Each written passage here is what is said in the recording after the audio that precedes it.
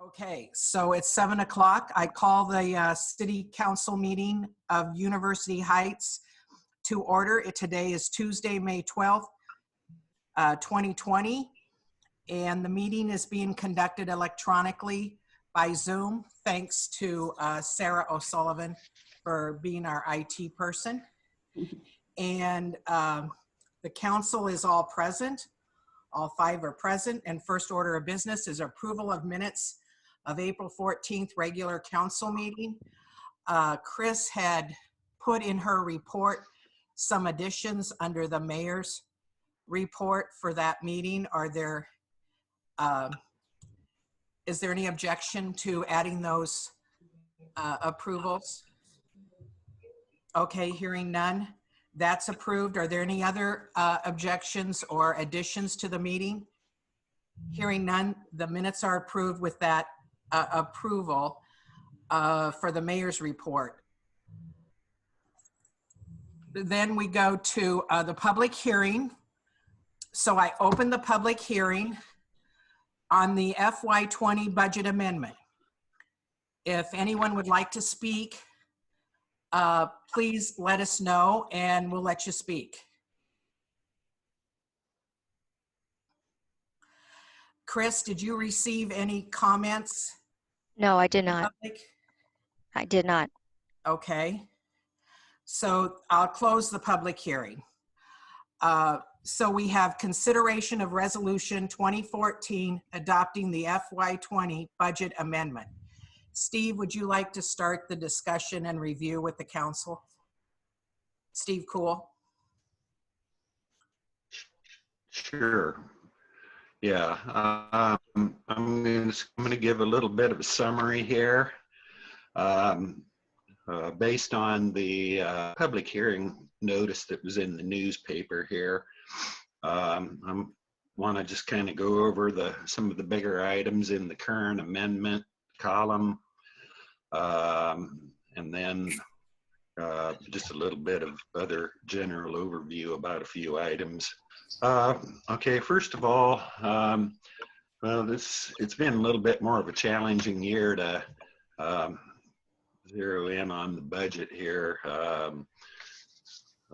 For one factor, is the COVID-19 issue here. We have, because this started late in the fiscal year, we are not looking at a lot of effects on this by June 30th. There are a couple items I do want to bring up in relation to that. Property taxes.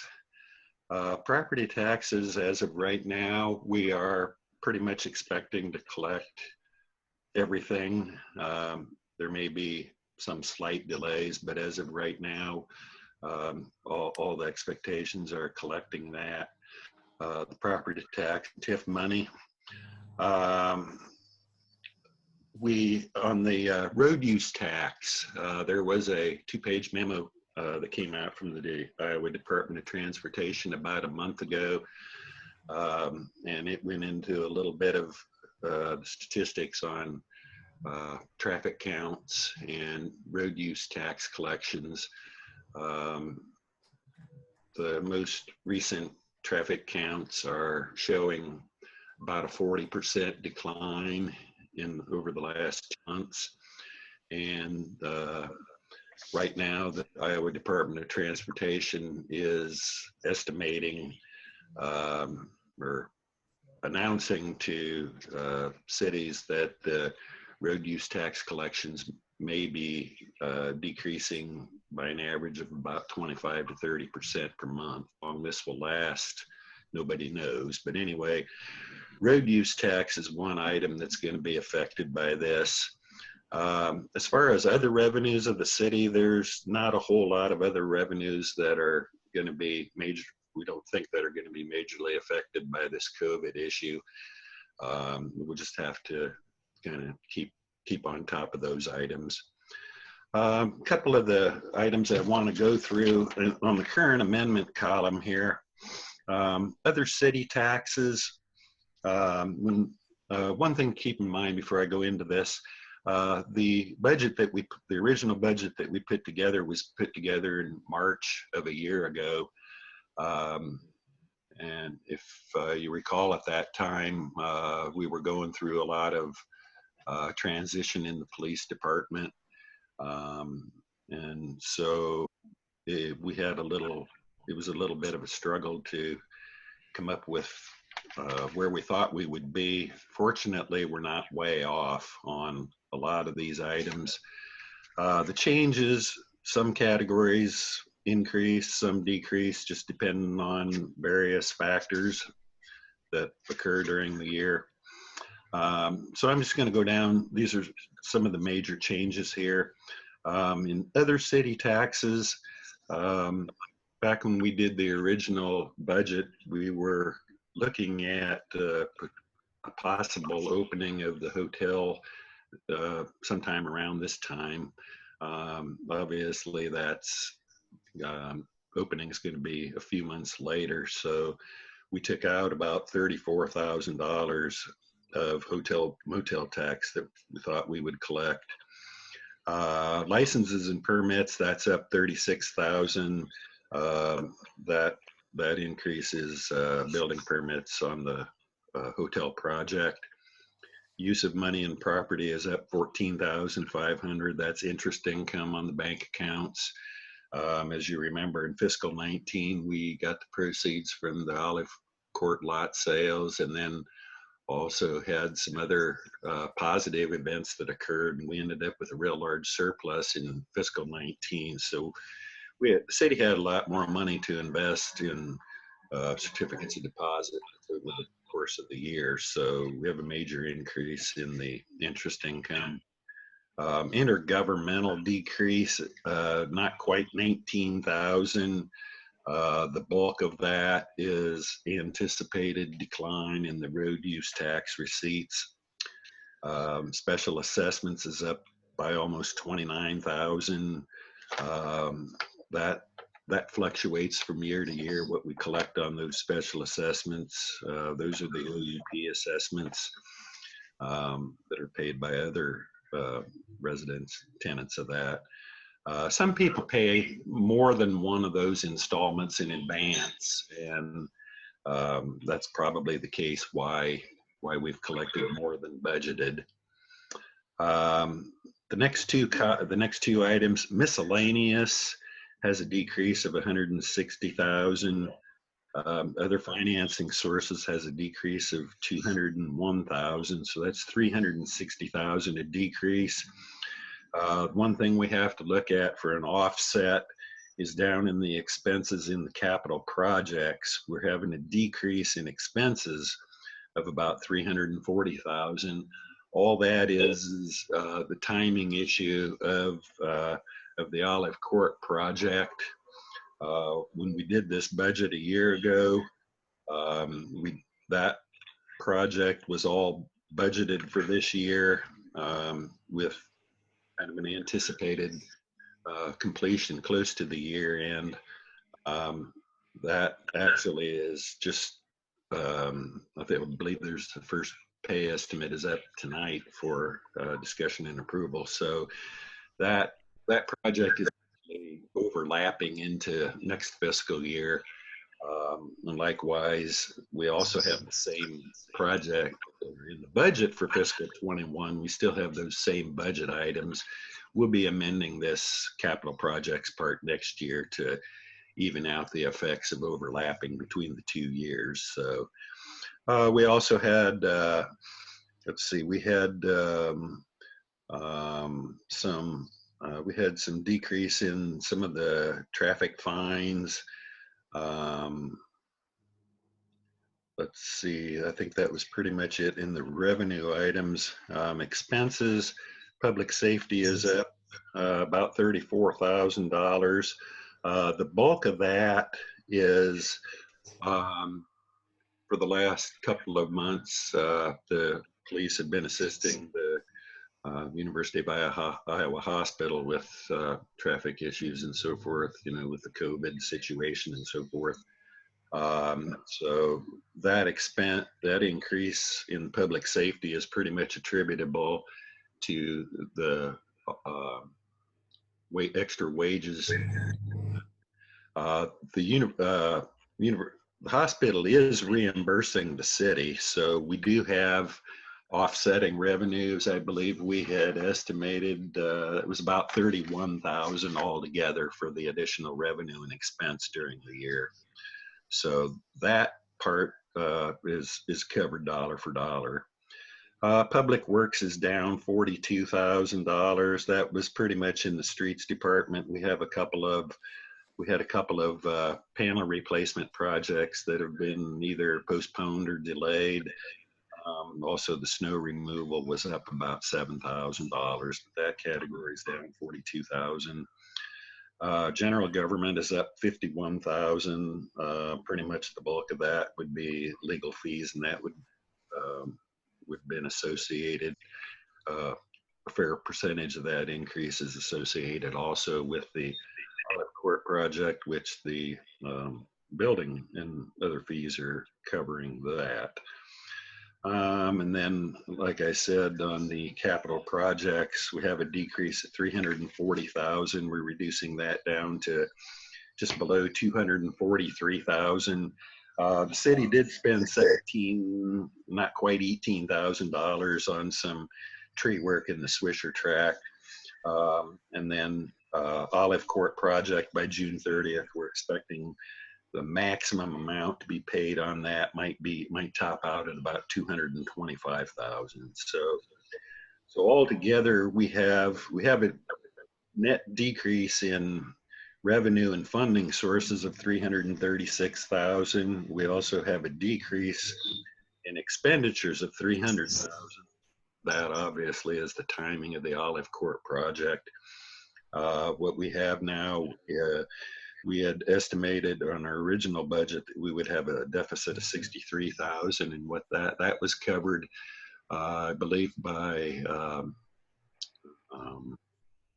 that would have been the local option sales tax money that's been accumulated in the past that's used for the part of the Swisher bond, or the interest and principal on that bond issue. So if we add back that $64,000 on hand to cover that, we were projecting a break-even. Now we're looking at net adjustment for the year of about a $36,000 deficit here. So some of this is timing issues. Some of it is there's other factors involved. A little bit on the COVID issue here. But anyway, over the last couple of weeks, I've had several discussions, several people on the budget issue, on the budget altogether. And I believe where we're looking at now for the amended amounts will be the amounts that we will not exceed in all of those categories by June 30th.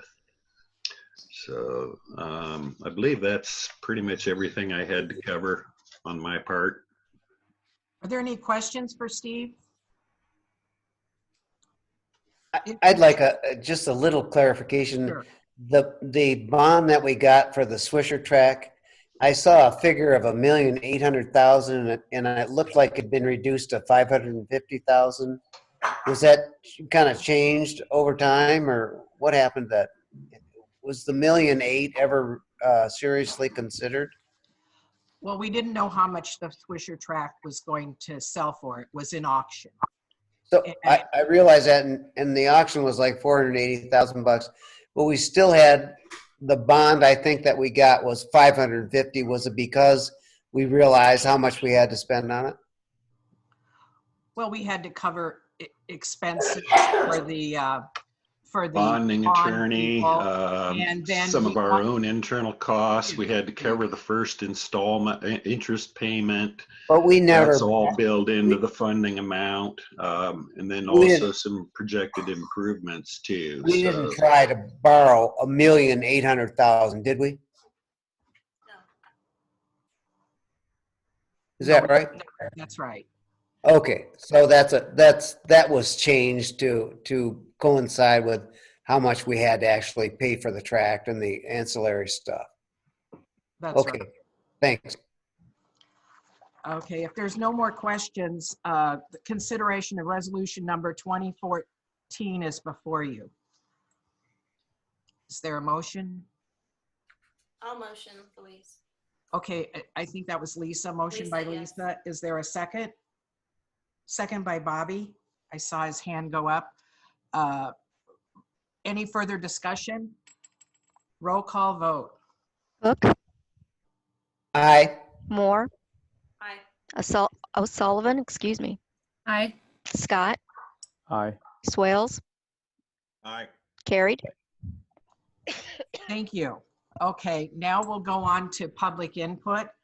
Would anyone from the public like to speak? We have a 5-minute limit. And if you'd like to speak, please make it known that you would.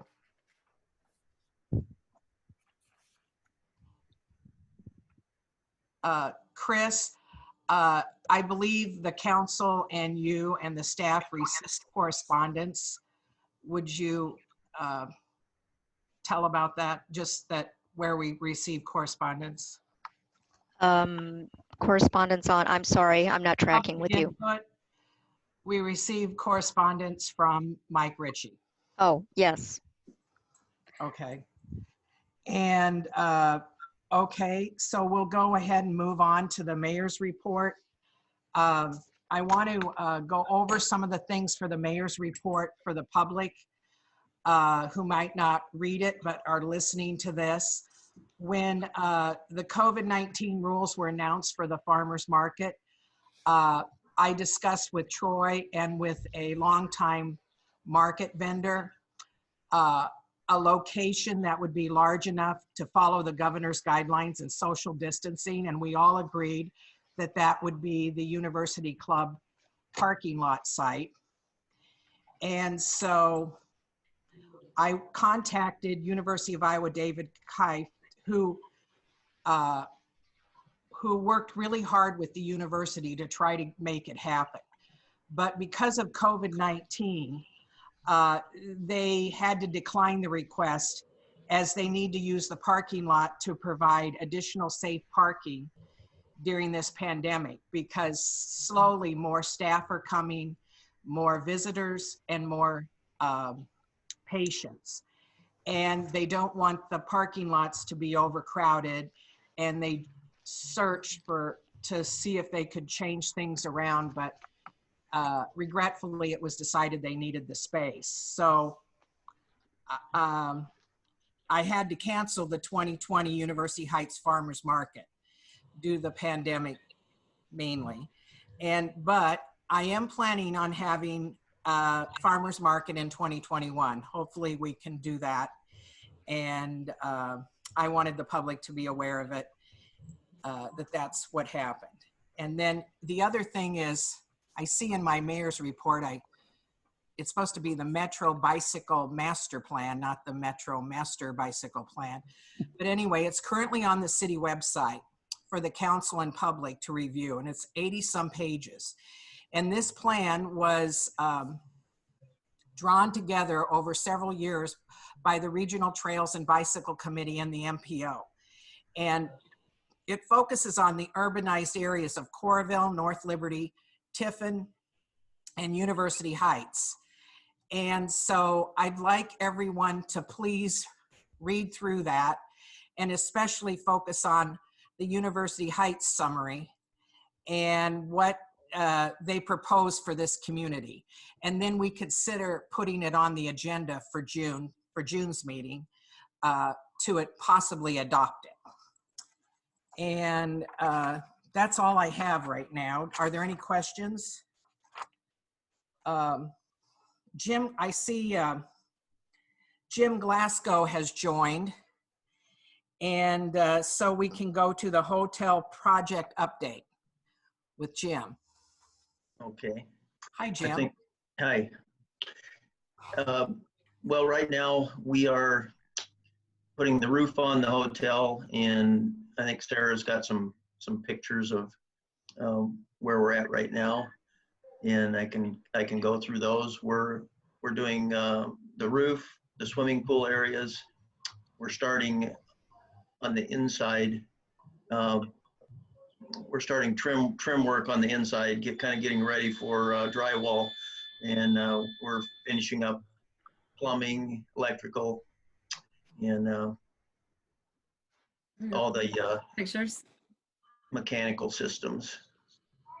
Okay, yeah, you can go ahead and click on that first picture there. Oh, can you not see the picture? No, maybe. Well, it's Oh. teeny tiny. Whoops. Yeah, it was. Move the screen. Let's try It this. was teeny tiny. There we Oh, go. there. How about now? Okay. Okay.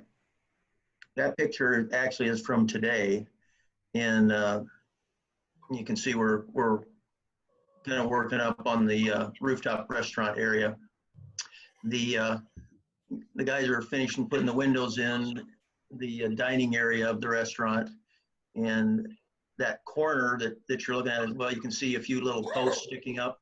That's the outside patio area, and everything is coming along pretty well. I don't know if you can see the flags up on top, but the roofers are actually up there, and we've got about a third of the roof is now sealed up and waterproofed. So that's a big step in the timeline for us. Once we get the building waterproof, then we can start a lot of inside work. You can go to the next picture. Okay, there's just a little closer view. The big windows at the top are actually the dining area of the restaurant, and then the posts that you see sticking up there to the right hand side, those are those will be filled in with glass, and that's where you're going to be sitting on the outside patio. The down below there, behind all those machines, that's actually the outside seating of the lower restaurant, and then the windows to the right there, that's off the swimming pool area, and there'll be an outside patio off of that area. You can go to the next one. That's another shot of it from looking kind of from the south out from the back end out towards Melrose, and it shows you a little bit more of the lower level.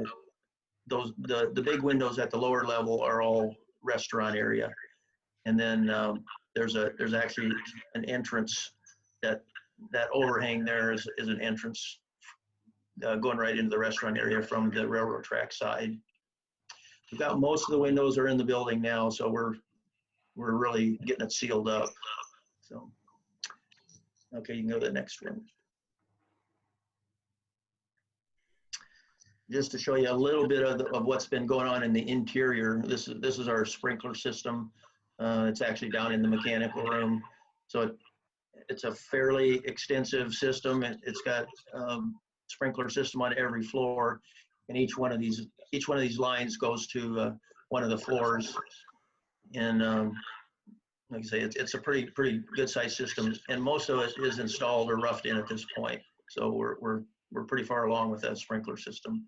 We just got water in today. The city of Iowa City finally tapped us, and so as soon as we pass our chlorination tests, we'll be able to turn the water onto the building. Okay, you can go to the next one.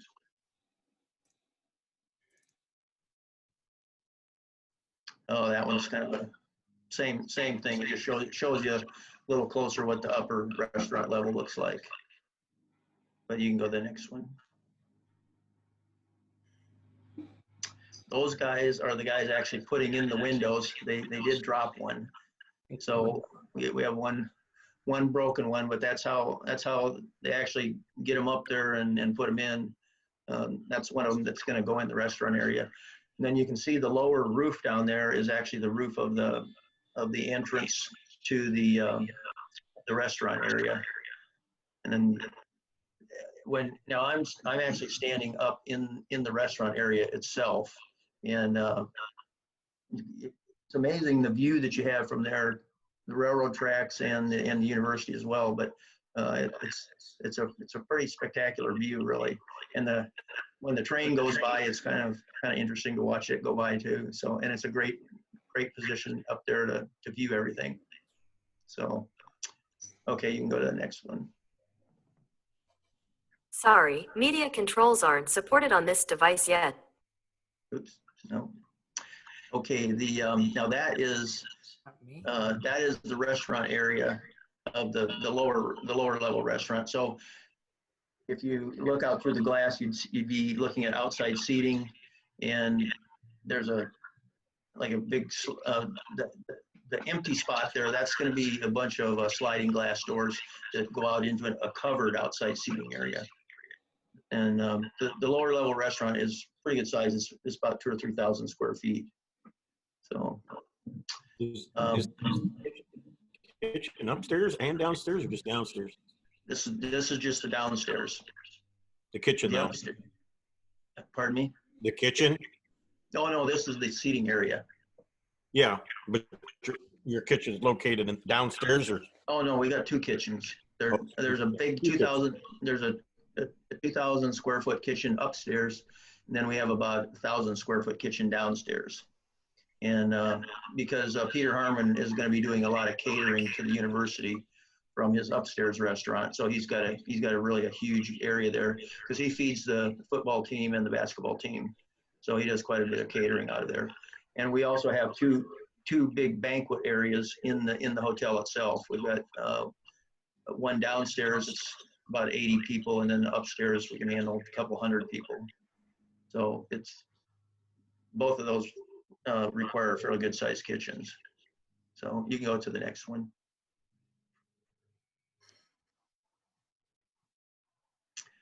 So this is the swimming pool area, and we just poured the decking, and we're ready to put in tile flooring, and we can kind of start finishing out this area. As soon as we get the roof all sealed in, then we'll start drywalling down here, and then we'll actually start some finish work down here.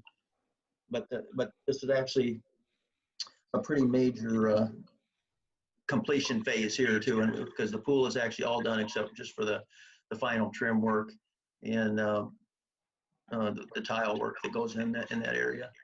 So that's pretty much updated where we are right now. Like I say, we've got finish work going on in the electrical, plumbing, and mechanical, and the restaurants. We're working on both of the restaurants kind of at the same time. And other than that, I guess if you got any questions, I'll be glad to update you. Would you talk about there was a question about transportation to the hospital, and could you talk about that? I'm not sure this council knows about your plans to provide transportation.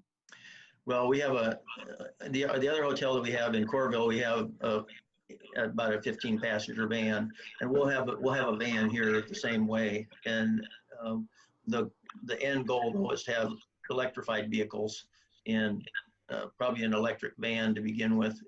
As soon as they start coming out, I know Amazon is buying quite a few vans, I think from Tesla, but we're looking at that is really the end goal, to have electric vehicles to go back and forth between us and the hospital. It's a great use for it because it's such a short distance, and we've got places right now. We're going to rough in plugs for charging stations for both our own vehicles and for people that come and park here. So we'll be able to expand our electric charging stations if we find that it really is something that I assume is going to get bigger and bigger in the future. So I have 2 electric vehicles myself right now, and the only problems I have with them is one of them is only got a 100-mile range, so we don't drive it too much except around town. But they're great. They're quiet, no gas or diesel fumes, and I don't have anything but good to say about them. And I think in the end that's really what's going to set this hotel apart from other ones, is we've got the option to do that. Any other questions for Jim? I'd like to make a quick comment if I could, Louise. I'm not sure if Jim plans on sticking around or not, but I would like to thank him again for his assistance back, but I think it's been 3 weeks ago, and relocating those old fixtures and then offering to store them for us. Thank you very much. Oh, you're welcome, sure. Yep. I've got them, I've got them out here. So if anybody wants to see them, they're out at my place out here on North Dubuque Street. So we looked at them too, Troy, and we kind of analyzed. There's a few chips, and one of the posts was cracked, and one of them you could see had frozen and actually expanded. But somebody will use them somewhere, I think. So we'll see if anybody comes forward and wants to use them. But they are heavy. Thank you. I don't know how much they weigh, but probably about 800 pounds a piece. So. Thank you. Thank you, Okay. Jim. Yep. There are no other questions. We'll move on to the next thing. Thanks again. Okay, you bet. We'll go to the legal report. Steve, you were going to talk about regulating the refuse and all that. Yep, so I've got another version, I hope the last one, of Ordinance 246. We've looked at this a couple times, really brief history. We looked at regulating rental property, locations of garbage cans and recyclable containers. And then the council said to broaden that to everybody, whether you're a rental property or not. We talked about a front foundation line, which is a phrase in the zoning ordinance. And then, as the council discussed, Bobby Scott pointed out last month, that doesn't work really because there could be portions of the front foundation line that you could put the container behind, but you'd still have the container clearly visible from the street. So the current 246 says that you have to place a container behind the front face or facade of the home. And then the what I've called the aspirational element says that we'd like you to try to make it so it's not visible from any street. So the big thing is you have to put it behind the front of the house and like I said, try to make it so it's not visible from anywhere, but that's not an enforcement issue. That's just a goal, I guess you'd call it. And so that's what Ordinance 246 is. Because it's changed a couple of times, this would be the council's first consideration of it. Are there any questions for Steve? Casey, did you have something? I thought you lit up around there. I thought maybe you said something. Oh, initially, I think we had as part of the ordinance, we had being able to close the trash barrel. And is that still in there, Steve? Yeah, that's still there. Sorry, Casey, I didn't go over everything. I just kind of went over the changes. No, yep, that's good. Still have to have it closed, right?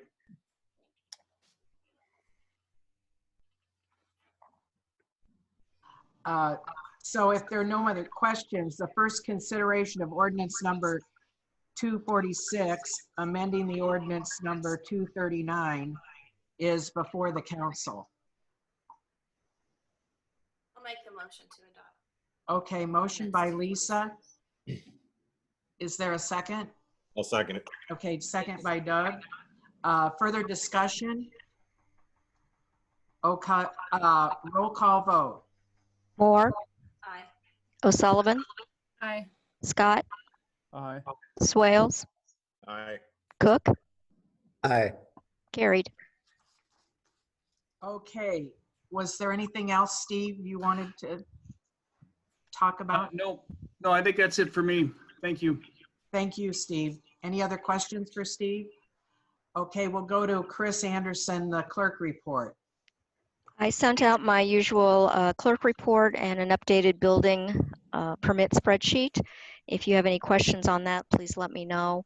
There weren't any new rental permits issued since the last council meeting. And the other thing on the list under my section is Stella's liquor license renewal. Paperwork was received and we verified, and so that is up for council's consideration. Okay, is there a motion? A motion. Motion I by second. Sarah and a second by Casey to renew Stella's liquor license. All in favor, say aye. Aye. Aye. Opposed, say no. Okay, motion carried. Were there any questions specifically for Chris and her report? Okay, we'll go to the treasurer's report. And Lori sent a report, and she also sent a list of warrants. And so I'll start with the warrants. Are there any additions or corrections to the warrants since Lori sent them? Josiah had sent that one for him, for Shy Pattery, to both of us. Did you get that, Louise? The 101,000? No, No. it's the Shy Pattery bill. That's $12,194.70. Oh, for the engineering fees. Yep, yep. Yeah, yes. Thank you for pointing that out. Did everyone see that? I don't know if he copied everyone. Yeah, maybe he didn't. But would you repeat? Yeah, so it's $12,194.70. And then it's divided up. A lot of it is for the Olive Court. 10,449 of it is for Olive Court. Right. Okay. So that's added on. So are there any objections to paying the bills? Hearing none, the bills will be paid by unanimous consent. Did anyone have any other questions for Lori? Okay, we'll go on to, I have for streets and sidewalks. So I see Josiah's here and Doug Swales, of course. And so, Josiah, do you want to start? Sure. Can you guys hear me tonight? Yes. Better? Okay. Yeah, so we've been really busy with Olive Court this last month or so. I guess there's kind of an update on the written report. I think the majority of the work, like I pointed out, has been underground utility work to this point, storm sewer and water main work. I talked to the contractor this evening before the meeting, and they had just finished up connecting all the water services for each house to the new water main. So that's a big accomplishment that sort of gets them out of the ground, which helps get things going. And like I mentioned, all that underground work makes everything look kind of like a disaster. That's just the way it goes. So now that we can get up out of the ground, you'll start to see a lot of things get cleaned up and starting to look better. I also noted on there were a couple houses that were found to have lead or lead-containing water service materials when they were going through. And so since that's related to the water main system, the city of Iowa City sent some letters to those residents explaining to them what they found and what the risks are associated with that, and suggested they look into getting it replaced. So I think what the outcome was, 3 of the residents ended up replacing their services, and 1 decided to just connect to the existing service, which is they had a choice to make. The other thing I wanted to point out, so what we're seeing now that they're up out of the ground, and actually they have their first sidewalk pour scheduled for tomorrow afternoon to start doing some of the Mainline Sidewalk on the east side, on the north end. So this would be maybe the houses that are on the east side that don't have driveways, where they're served by the back alley access. So you're going to see sidewalk going in there starting tomorrow. And actually getting the sidewalks poured back along both sides of the street is sort of the final piece of phase 1 of the project. Phase 1 got the utility work done, got the intersection paved at Melrose, and then gets all the sidewalks back so they can move into phase 2, which is actually starting to get into the street reconstruction. And that will start at the south end, or the top of the hill, and they'll do that in sections. So there'll be times when people are out of their driveways, will need to park on the street, and that's one of the reasons that they need to get the sidewalks done here now, so that they have that nice walking path while they're paving the street in front of their house. I guess it was in the warrants, but so the pay application 1 was submitted for the work so far. Like I said, we reviewed the quantities, they match up. We also reviewed the quantities with City of Iowa City because part of our agreement with them is they have to confirm those water main things, and they did do that. So we're on track there. Any questions about the payment amount or the work involved? Okay, then the other thing I'll do, as noted, we've got reimbursement from Jeff Hendrickson from the Lithium Development. So with this approval, we'll submit the pay app to him for his first reimbursement. And same thing with City of Iowa City, they will reimburse monies from the water main work that was done.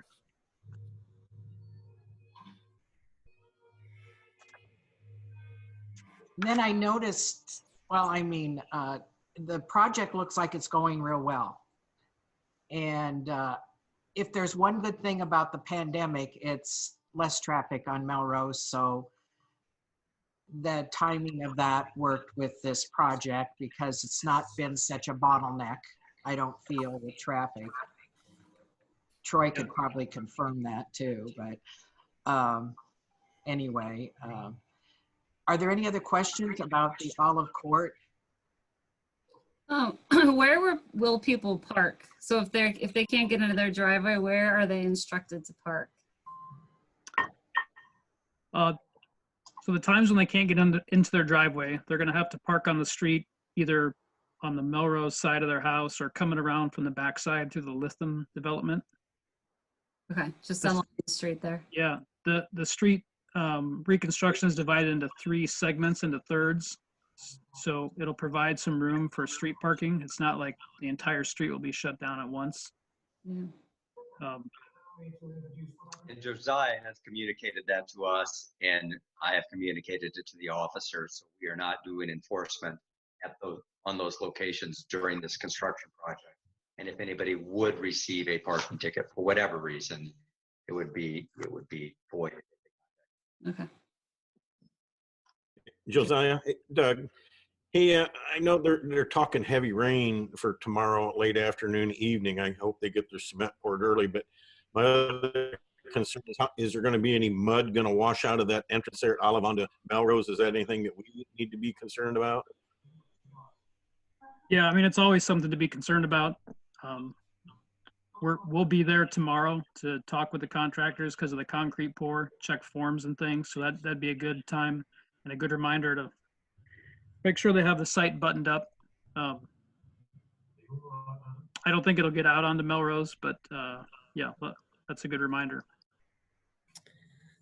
I've got something, and I just want to get it on the radar screen.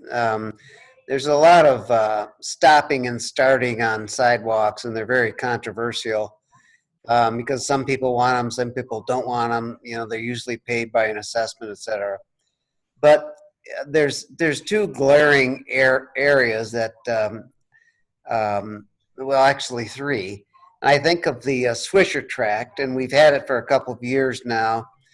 But we have a trail through there right now, and it's kind of a rustic, it's not improved really, and it's basically a deer track, and that's fine.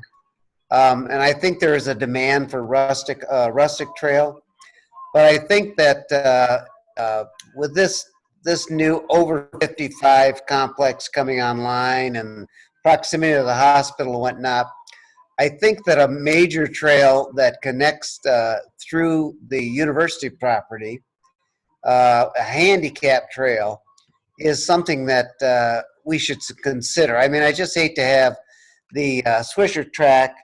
We spent $480,000, and I kind of like to have access to it, both for disabled people and for wheelchair people, but also for bikes and just as an amenity to draw families to University Heights. I know that's a current concern for all of us. The second thing is that there's a kind of a mud trail between Sunset on the north end of Sunset and Prospect, I think it is. And it's kind of a dangerous path, and it's heavily used. And I thought that a sidewalk there would not only simplify that and make it a lot safer, but if it's an 8-foot wide trail, then I think there'd be, the ability to take a police cruiser on it in an emergency and cut off that loop there. And finally, at the end of George Street, we've got a cement, kind of an aqueduct to take care of the drainage. But right there, it seems to me that we could have another amenity, a little trail that actually connects George Street to the cul-de-sac behind it, which comes off of Melrose. And I just like to get these 3 items kind of on the radar screen, because we talk a lot about streets, and I think we could talk a little bit more about sidewalks. The Swisher track is something we'll talk about when we start dealing with comprehensive plans and such. But I was a little disappointed that the bicycle system didn't show any trail on the Swisher track that bicycles could actually use or get through University Heights. That's all I have on that, Josiah. Okay. Josiah, are there any other questions about Olive Court? Because he can go on with the rest of his report. Okay, Josiah, why don't you go through the rest? Thank you. The next item, street sweeping. So I got a hold of Pelling. As you see in the report, they haven't started. There's been a lot of delays with their equipment and their staff leaving and training people. They called me today basically to say, look, we're still having issues with it. I can't give you a firm date of when it's going to be available. So they contacted another contractor construction contractor in town who just bought a new street sweeper, same model. And they're going to coordinate with them and they're going to let them use it. So they're working something out together to use that and get started. So they're actually going to start Thursday for the street Thursday? sweeping. What's that? This Thursday, you said? Correct. Okay. It's supposed to rain all day. We'll see how that works. We'll see how it works. Correct. So we've got the meter from Iowa City on the hydrant that they need set up, so it's available starting Thursday. Okay. Street repairs. So we talked to a number of contractors last month about the street repairs and the timing of it. And with the COVID-19 issues, a lot of them were hesitant to commit to doing things and labor costs that they would bid. But they said in June they felt more comfortable. So we're going to issue those on Monday of next week and give a 2-week bid period. Awarded on June 9th and allow them about 5 weeks into July, mid-July, to get those 3 locations panels removed and replaced. That's got concrete panels on Melrose and Kosher, and then the third site is asphalt repair on at the top of Oakcrest and Marietta. Are there the any other thing we've Yeah, go ahead. I'm sorry. Oh, so the other thing we've got coming up is pavement markings to be reissued, so they can get those done this summer.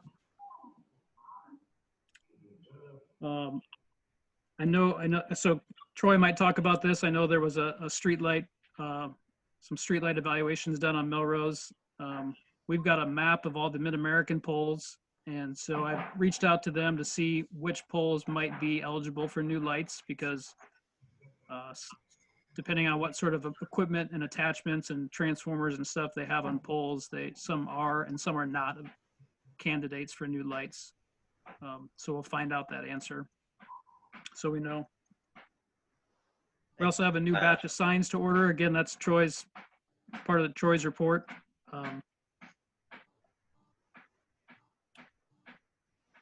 And that's it. Else? Okay. Any questions for Josiah? Josiah, remind me, what did we decide on the timing for Paul Moore's project? Or did we? What was that? Golfview? Yes. As far as I know, that was approved for this coming fiscal year. Right. So is that something that we could, I mean, if it needs to happen in this coming fiscal year, we could get the bids out and then basically give them a whatever 5-week period, like you said, for July and August? Or is that too early? no, so the plan for that would be to get it designed here after July 1st. And then Okay. we typically bid that either late fall or Got it. early winter when contractors are looking for work getting lined up for the next year. Mm-hmm. And so they would be able to start on that in, March or April, and we'd give them a couple months. That work would take longer. It's more intensive than the panel replacements. Got it. Okay. Yep. Any other questions for Josiah? I don't know, Josiah, maybe it's helpful for people, maybe this is a waste of time, but update, maybe the council could use an update on the whole Verizon thing, just the general scope of that project and the timing of that. Yeah, thank you. That was actually on my list too. So Verizon had an application to put the small cell antennas, I guess you'd call them, on several poles. And that application was reviewed and went to the zoning commission earlier this year. The outcome of that was that the zoning commission wanted Verizon to address a number of the review questions we had put together after we reviewed their application, just on either missing information or clarification, or just, I guess, providing all the information that the applications request and trying to coordinate that work. We actually got responses from Verizon, I think it was yesterday, with the responses to those questions in that review. So I'm going to review that this week, get back in touch with Steve Ballard, and then would probably talk to the zoning commission about scheduling a follow-up meeting in the coming weeks. I haven't looked closely at the timeline for them, but now that we have it, we'll review it quickly and try and get that moving. And then big picture that those We towers. asked them to send. Go ahead, Doug. Oh, I'm sorry. We were at a committee reviewing that Verizon situation, and we asked them to send a representative because we had so many questions that were still unanswered, and I have not heard anything more about them sending a representative to answer all our concerns, from the color to kind of nuts and bolts they were going to use to attach them to the poles. So I know there was lots of questions that night. Yeah, if I could jump in. So as Josiah said, we just got the information back. And so Josiah and I as staff will coordinate, is the information, do we need further clarification, or can I get a hold of Stuart Rosebrook, the zoning commission chair, to call another meeting of the zoning commission? We would then ask the Verizon people to attend that, in the current environment. I'm assuming that's also a Skype meet or a Zoom meeting. So that's what I would anticipate, Doug, is that they would be invited to that meeting. Okay. And then the commission would then make a recommendation to council. So I would expect that this issue would be before the council in June. Okay. Thank you. Okay. Is there anything else for streets and sidewalks? Okay. Well, let's go ahead then and go to building, zoning, and sanitation.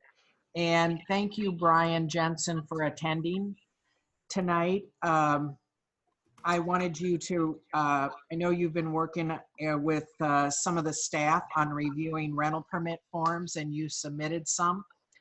Would you like to speak about that, or do you want Steve Ballard to start about it, or where do you want to start? I can go ahead and start, Steve, unless you had something. No, please. Yeah. Now I sent out, I'm going to go ahead and see if I can, I'm not very good at Zoom, so I'm going to see if I can share my screen here. Oh, guess not. Yeah, you won't be able to, Brian, but I can if you want me to. Yeah, no, I was just going to share the forms that I emailed out as far as with possible changes.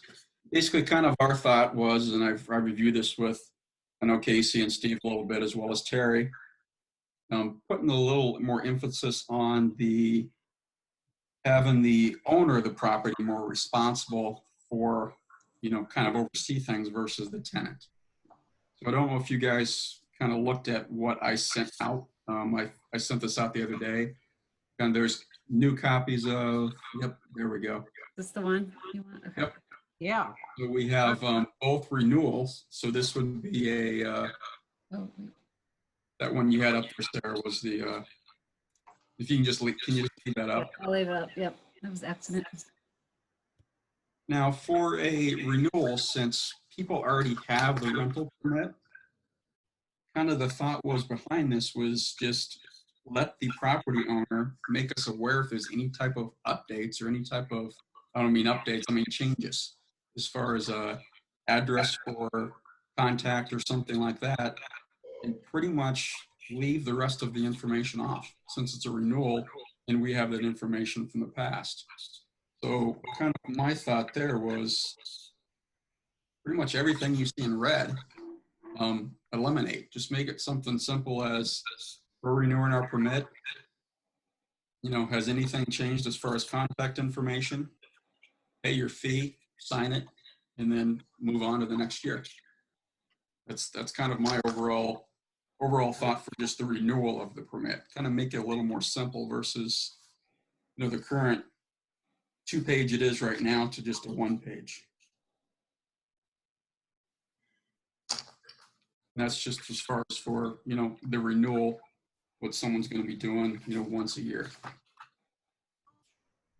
So in other words, you're saying, Brian, the landlord will be responsible for the information and you contact him and talk to him if there's a problem. Correct. Yeah, hold them a little more responsible as far as everything with that.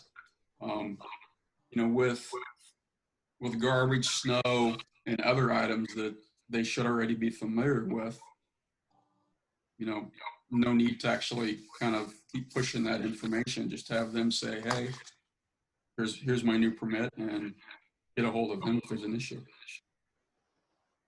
There is an actual permit form, correct? It's kind of hard to hear you, Lisa. Am I only a person having a problem with that? I'm having a problem with it. Okay, let me see if I have a volume switch somewhere.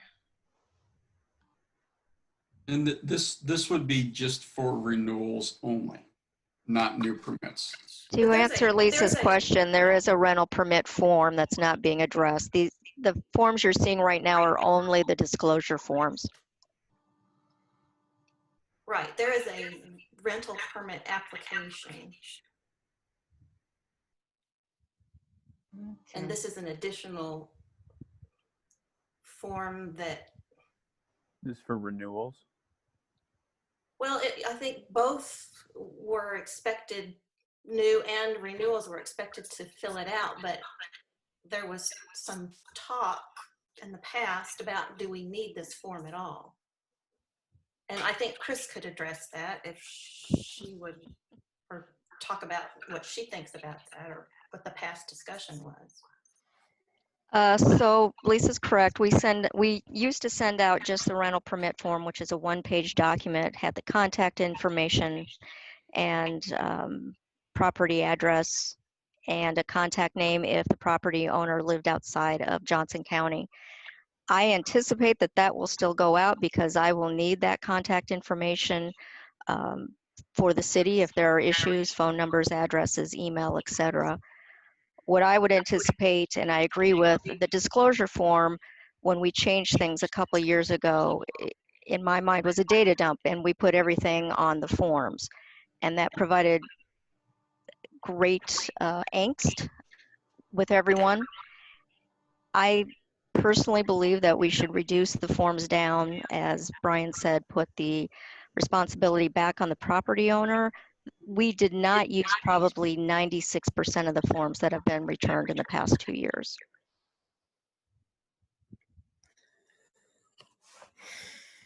And what of the 4% that you did use, what was that for? What's the purpose? There were questions on parking. There were questions on how many tenants were in the house. Mm-hmm. There were questions on a property that I never received anything for, so obviously I can't produce any paperwork for that particular property.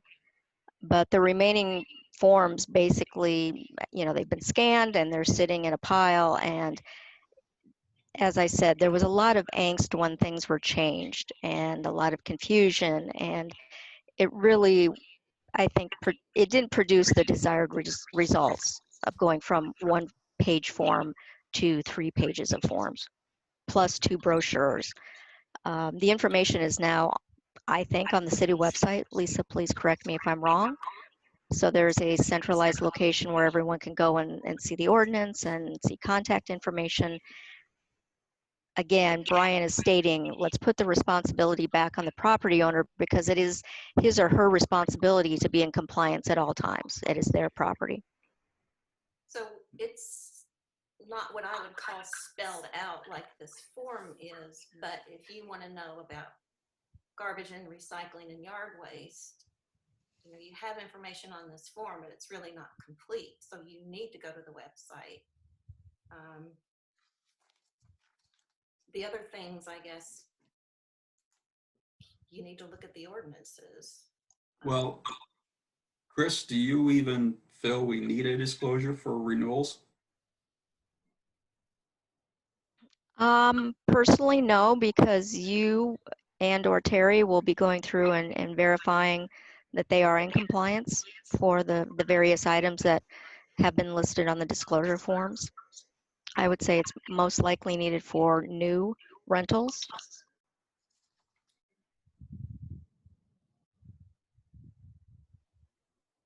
Now, Sarah, can you pull up the other form I sent out that actually says new permits only on the top? And while she's doing that, if I may interject, we have spent a lot of money on printing out the forms in the past. Obviously, mailing has been a huge cost, my time, etc. I do anticipate having the forms on the website to make it even that much easier, but as you grow these forms, there's a cost associated with it. The cost, and I'm putting on my senior financial hat, but the cost of producing all of this information, I don't see the benefit or the return on investment for what goes into this against the information that we have and how it's used. And hopefully that makes sense.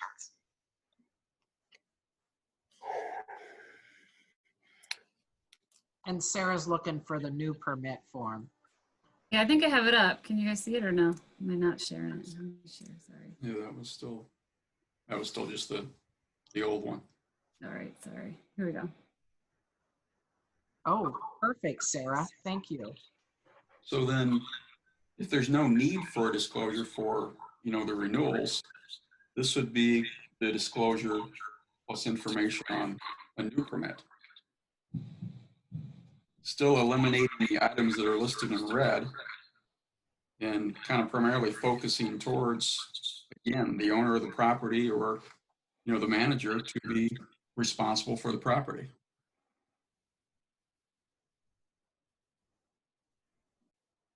So it looks like this is taking out, like there's a selection now that says, who's responsible, owner, tenant. The proposal is take that out because we're saying owner's always responsible. Is that right? Yeah, so if I could jump in a minute, I want to pick up on something that Lisa Moore pointed out. And so there's sort of 2 issues that I see that you're talking about here. One is, the form, the form of the form. I don't know if that's a council level discussion. Certainly the council can discuss it if the council wants to. But how the form gets put together and distributed and what makes sense to include or not include, that's one issue. But there's an ordinance, 110, and more particularly 110.05 sub 6 is the city ordinance that says the rental permit application has to have the following information in it. So whether you characterize the form as, hey, let's put the responsibility on the owner, or whether you characterize the form as there's a lot of information that's really useless here and maybe not that significant to have in this document. I'm not here to argue any of that, but what I am saying is we have to follow our ordinance or we have to change our ordinance. So the particular item that Sarah just identified, who's responsible for mowing, who's responsible for picking up after game days or snow, that's straight out of the ordinance, okay? The ordinance says that the person applying for a rental permit has to tell the city who's responsible for snow removal. Now, we've talked about this a lot, but under state law, the city can only require that the property owner remove the snow. We can't require the tenant to do that. But what's happened, and one of the reasons I think prior councils enacted this provision, is that we had landlords saying, well, you know, you can serve me with that notice or you can bill me for the cost, but that's my tenant's job and I'm going to just pass it on to them. So through some of those discussions, the ordinance was amended to say, well, we want landlords to tell the city, tell us who's responsible for scooping the snow, because somebody's going to complain to the city if the snow doesn't get scooped, and we want to know who to complain to. And you could say, well, it's the property owner that the city should go talk to. And I don't have a disagreement with that, but I think that's where part of that form came from. And my bigger point, again, isn't to say you should or shouldn't keep it as a policy matter, but rather to say to you, if you don't want to have that particular section in some of these other sections, it's not just, hey, let's amend the form. We don't need to point out what the disorderly house ordinance is. If you want to take that out of the form, take it out of the form. But some of this is required to be in the form by your zoning or by your rental housing code. And so we'll need to amend the rental housing code so that the forms accurately reflect what the code says. I hope that's clear. How about Steve? This is Casey. How about as we look at the forms and decide what we want and what we don't want, we can kind of amend the ordinance so that it fits with the way we see the form. Absolutely. Okay. And I think, I don't know if it's a consensus, but I think that we're all agreed that we don't want to get between the landlord and the tenant. You know, that's a kind of micromanaging that just takes a lot of staff time and landlord time, for that matter, and our time. And we just want to say the landlord is responsible for it and be consistent with the state code. Yeah, and the only thing I would say about that is we've talked about this, I think. So what you said, the last thing you said about the state code, 100% accurate. But we can't, as a city, prohibit a landlord from saying to a tenant, That's are what I'm saying. The landlord, we're saying, however it gets done, you're ultimately responsible. And if you're going to have the tenants do it, that's fine, but that's not our problem. We don't need to know about it. Okay. Right. Yeah, we don't care. Right. So that was one thing. You read my report, I think, that I sent out. I'm less sanguine than Steve is about, potential defaults on taxes. Right now, we've got an 8% vacancy factor where with all the units that are coming online, I'd be very surprised it wasn't 12 to 15% by the fall. And I think that this COVID-19 thing, there's going to be a lot of families that have to choose between groceries and medications and rent. And I think that, and it's shared with some of the big apartment developers in town, I think that if they stop paying their rent, and we'll know by June, because most people are paying the rent, but there are some owners that are giving as much as a 15% discount if tenants re-up now, suggesting that the vacancies are going to be quite a bit higher. So another part of this form, and I need the council's input on this, is that the landlords and the owners are looking for some sources of revenue in addition to rents, which are going to be compromised, I think. And I think it's in our best interest. I don't want to overplay this, but I think there's a good chance that taxes could be defaulted on. I think that the owner occupants that we've got in town are, people that have, they have the wherewithal to pay their taxes. But rentals are 40% of what we've got.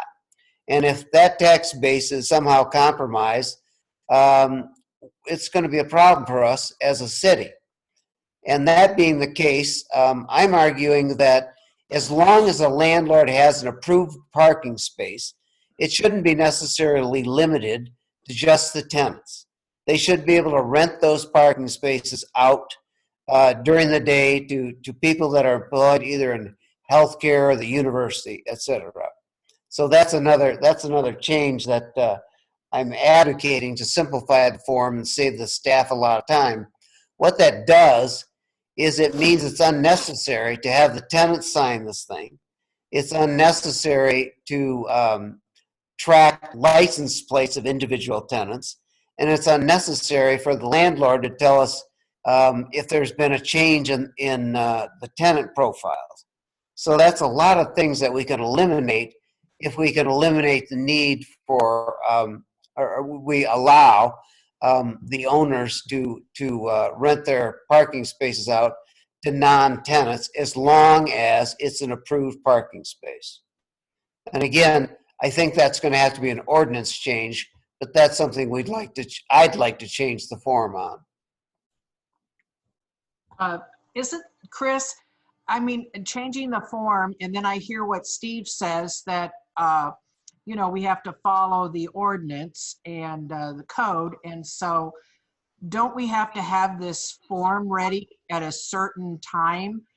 I mean, it's mid-May now, and usually, Chris, isn't it July 1st they do the rents, or is, I don't know. It's shades of 2 years ago.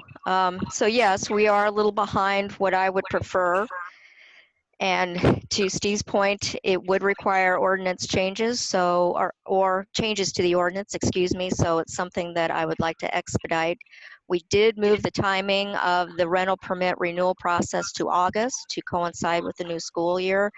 But again, I'm going to need to format this and get it on the website and maybe have a few printed copies for those who don't want to use the website.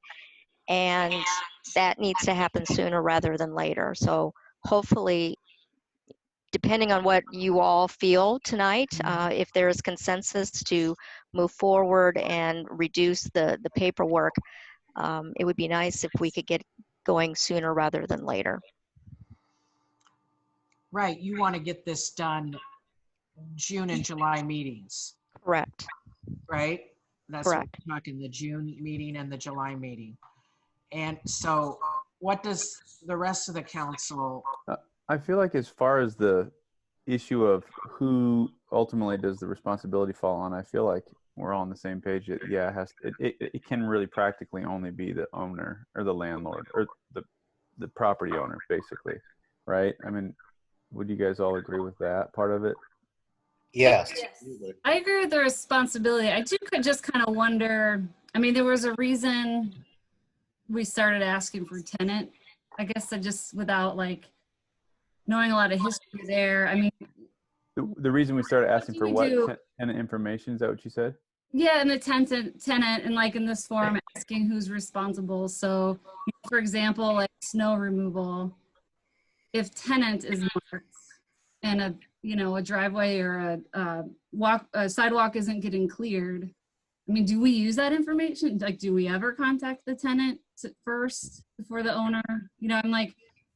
So I really don't have much information for the tenants. I did request an email for one person staying in the house because there were a few property owners that I had a difficult time getting in touch with. I think the change 2 years ago did open up the eyes for property owners that we were serious about enforcement and changes and things of that nature. My personal opinion is we put a lot of information on these forms that was not necessary. I know it's part of the ordinance, so my apologies, Steve, but we didn't do anything with it. we now have people in place who will do the enforcement, and we're going to reach out to the property owners. That's who I would contact. I believe that's who Troy and his department contact.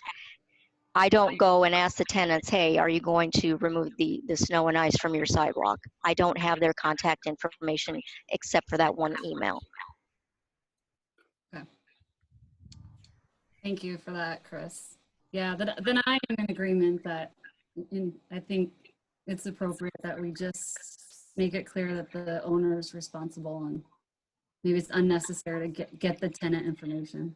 You know, I think that if we start getting in between landlords and tenants, we're going to be in a kind of a he said, she said situation, and I just don't see any good coming of that. Mm-hmm. Yeah. I think it's easier to chase down the landlord than it is the tenant. You know, tenants. Well, I agree, Doug. Yeah, you're right. Go again. The landlord. Now, if the landlord wants to make a deal with the tenant, say, hey, I'll knock $100 off your rent, you know, if you shovel the driveway, but ultimately we'd be back to that same thing of, you know, as long as it's getting done by either the tenant or the landlord, but ultimately it should fall on the landlord, and any agreement between the tenant and the landlord is between them. But at the end of the day, that driveway has to be shoveled. It goes back to the landlord, and he can deal with it. And but that way we don't have to. Lisa, do you want to? I think we're in agreement of taking this section out. I guess we need to sort some of these other things, do we? I mean, like I said, you know, you've got things on here. So it sounds like it's a parallel process. Steve Ballard, we need to update the ordinance, whatever that is, so that it communicates the responsibilities on the landlord, and then simultaneously we can be doing this. Is that correct, Steve? Absolutely, yeah. Yeah, and the only comment I would make is back to Louise's point about timing. You know, and Chris is the person on the point, I think. I mean, I don't think you have June and July to do this, because, you know, the permit needs to be in place before, you know, August 1, which means the application has to be available for somebody to look at, fill out, pay the fee, send in. So I think you're going to probably be looking at maybe a special meeting or collapsing considerations of the ordinance if you want to make changes that are going to impact the August 1, 2020 rental year. Well, we did send it out so that they received it in August, and they had until the end of September, if you remember, Steve. Not disagreeing with what you're saying, but there is a little bit of time, but it takes time to get this formatted, you know, get the approvals with legal. Obviously, Terry and Brian need to look at it. You guys need to look at it. So I would like to move forward, and I'm sure Brian and Terry would like to move forward, so we can get this taken care of. And so at the June meeting, Steve would bring forward the changes and recommendations to council, and then you could vote then. There might be changes again, or then you'd have to collapse the vote in July, possibly, you know, a vote in June, collapse 2 votes in July, so it's ready for August 1st. Possibly, and then I guess we could look at July as maybe there needs to be a special meeting, but I really want to avoid a special meeting if we can, and do some collapsing of the vote. But I think at least 2 voting meetings, it'd be June and July.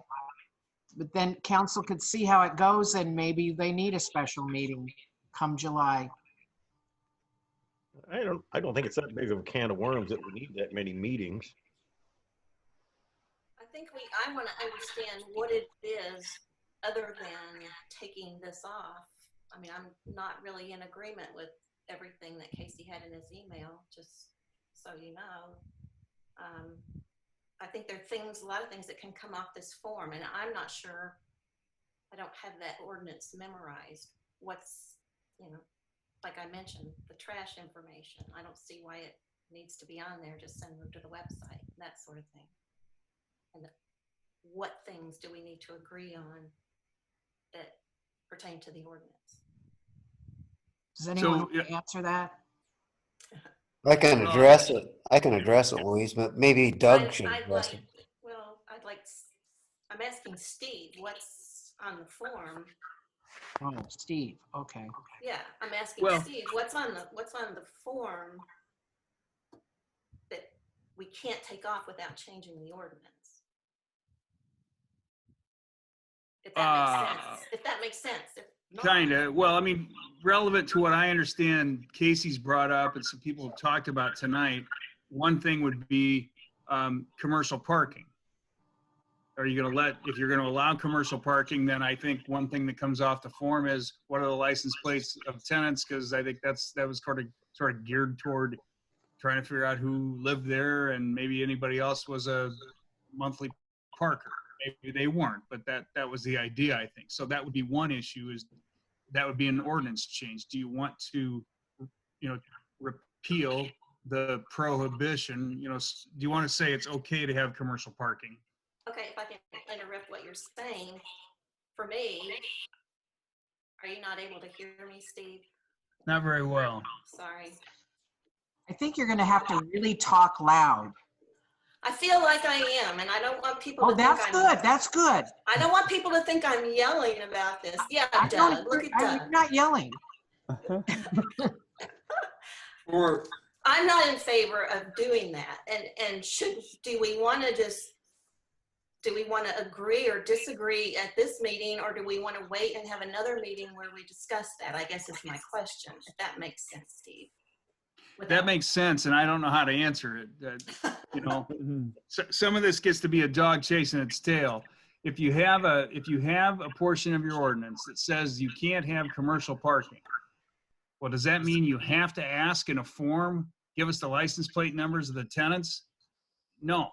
So if you want to take, that's an area where if somebody wants to say, this is a ridiculous piece of information, nobody ever uses this, it's a pain, let's quit asking, there's no purpose for it. I mean, that's not even in my mind a policy consideration. That's, or a legal one, either one. That's just administrative. The guys making the forms, people sending out the forms say, we don't need this, we're not going to ask for it anymore. Okay.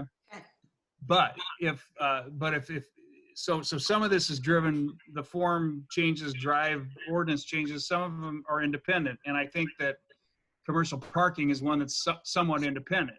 You don't have to change commercial parking to take the license plate part of the form off. But if you want to allow commercial parking, you do need to change not the form, but the ordinance. Yeah, So and whether I you don't. want to talk about that generally now, or I can put together an ordinance and then you can talk about it then, and that's up to you. Well, that seems like work and expense unless everybody else is in agreement on it. Because as I said, I'm not, so. Yeah, I don't think. Casey, it's interesting. The core question, I think, in the decision, at least in your rationale for the decision on allowing commercial property or commercial parking, whatever you want to call that, was to give property owners another way to make money, right? Is that accurate? That's accurate, Bobby. And then at the heart of that issue is the question of, okay, do we as a council want to promote property landlord rental properties? That's the underlying question we're trying to ask. Do we want rental properties in University Heights or do we not? It seems to me like that's I don't know that. Yeah, I mean, excuse my, I don't want to interrupt you. No, that's great. Go ahead. 40% of our property is already rental property, and really the kind of rental property is the 12,000 to 14,000 square foot houses that owner occupants don't buy. So I really don't know that we've got a choice on that. And I mean, I'd be concerned that that the thought is that there's going to be parking all over the place, and we're going to have commercial parking is going to be a mess. Mm-hmm. But the fact is, what I'm saying is, if they have an approved parking space, an approved hard surface parking space, And admittedly, some of them are grandfathered in. You know, there's a one on Melrose that looks like a parking lot. Can we really ask Troy to go out every day or once a week or periodically to look at license plates to decide if someone is a commercial parker or a tenant parker? And that seems to me to be really, we're micromanaging. And I think that we have better things to do. And I'm being paid $200 a quarter, and I'm not ready to manage that myself. So you're coming at it purely from a practical standpoint of it's a management issue. It's not gonna, I really feel that it's not gonna make a hell of a lot of difference. And if it does, hey, I'll be the first to say, let's go back to the ordinance. But it looks like cabbage to me. In my mind, we I think passed this for a reason with the, I believe it was the Yeah, last and I don't last find those council- reasons, I don't find those reasons compelling. I don't we find those did. reasons 5 compelling. people on the council did. Yeah, So- and the council has changed. The council has changed. And that's true.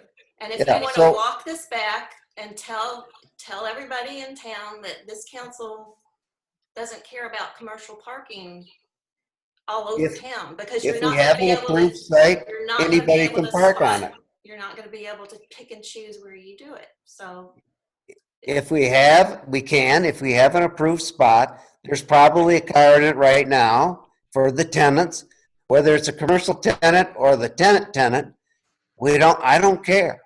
And I'm not ready to interfere with that. You know, I think it's will it become that property owners to have that additional source of income in a time where I see our tax base really being jeopardized.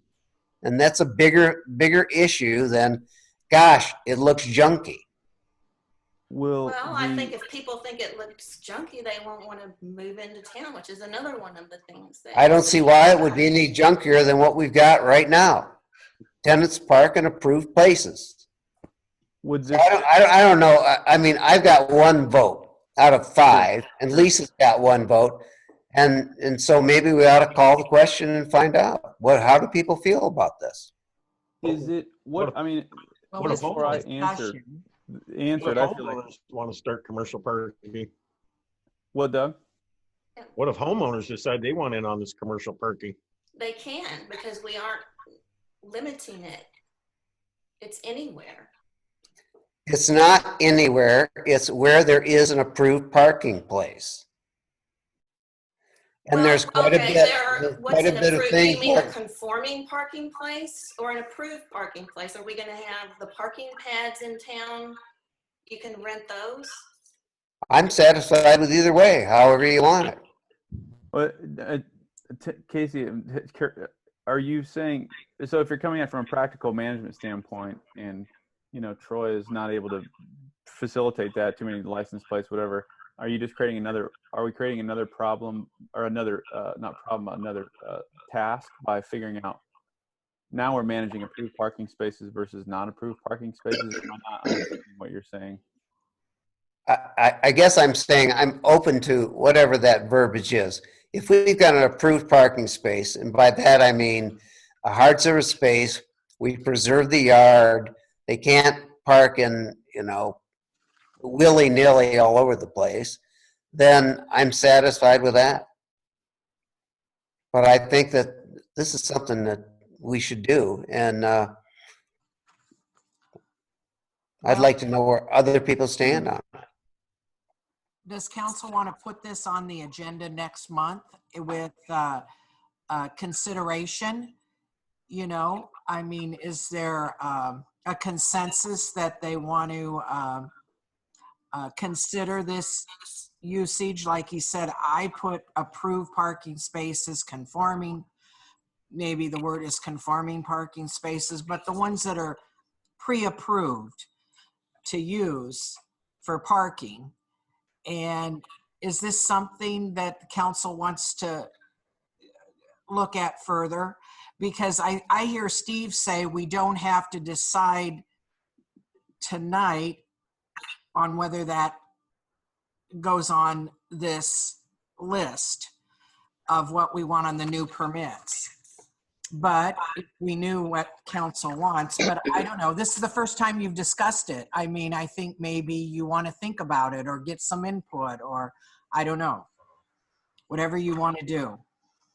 Could we separate this from some of the other changes for the form? So I think we agreed, and with changing the form to take off some of the tenant information, and I know the license plate thing kind of is where this falls in gray, but yeah, I guess I'm thoughtfully considering. I can't voice a strong opinion at the moment. I kind of need to go over myself. Yeah, I can pretty easily put together an ordinance that'll give you the option of either, allowing commercial parking or not. And so you can talk about it at the next meeting. That's not very difficult for me to do. I would suggest that you,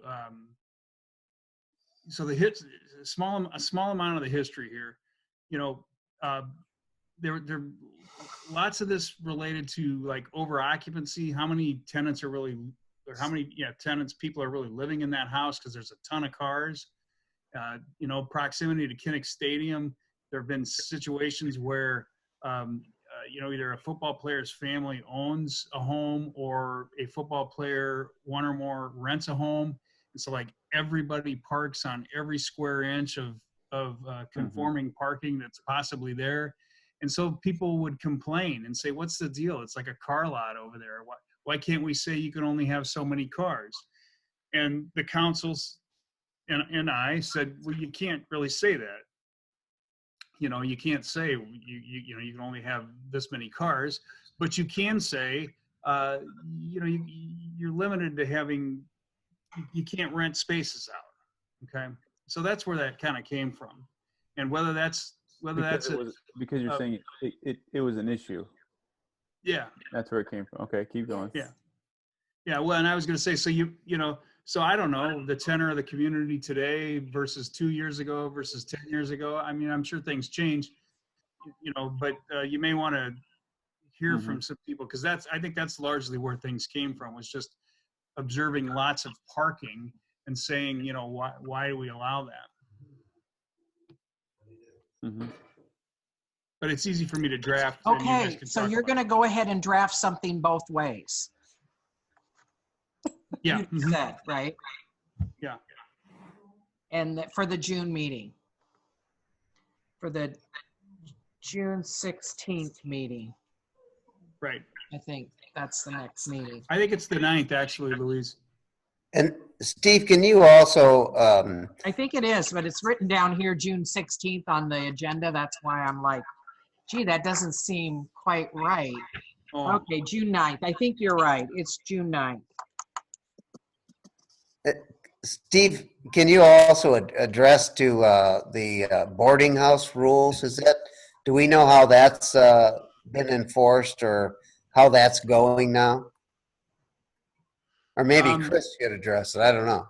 And Steve, before you start talking again, can you also address the statement that is not enforceable? Yes. Yeah, so I will. I'll address both those things. So this, again, this idea of a rooming house, which we defined as 4 or more undergraduate students living in a home without one of their parents. So if you have 5 college kids, God bless you, you can all, this doesn't have anything to do with you. But if you want to rent your home to 4 undergraduate students or more, that's prohibited. That came up as a consideration as the city council, as the community was trying to react to the legislature changing what the city could regulate in terms of occupancy. It came up, I think, largely as a suggestion or an idea of Stan Laverman, our former housing inspector. I think that what Stan said at the time was that it was something under consideration or discussion in Iowa City, where he's a full-time housing official. And I only mention that because I think that's where it really came up. I don't have any difficulty with the enforcement. I mean, like the legality of it. I don't think that, somebody could challenge it and say, undergraduate students are a protected class and you can't pick on us, or you can't adopt special rules for our occupancy. I'm comfortable defending that. And if I wasn't, I would have told the council 2 years ago, don't enact this, or at least, yeah, that's what I would have told them. They don't have to listen, but that's what I would have said. But I didn't say that. I don't see it as a legal enforceability issue. Now, the practical enforceability, I'm going to defer to Brian and Chris and whoever. I don't know if there's any enforcement of this. So again, that part, that rooming house prohibition, that drives the portion of the form that says, tell us who are your tenants and are they undergraduate students, and what did you do to find that information out? We don't want you just to say no. How do you know they're not? So.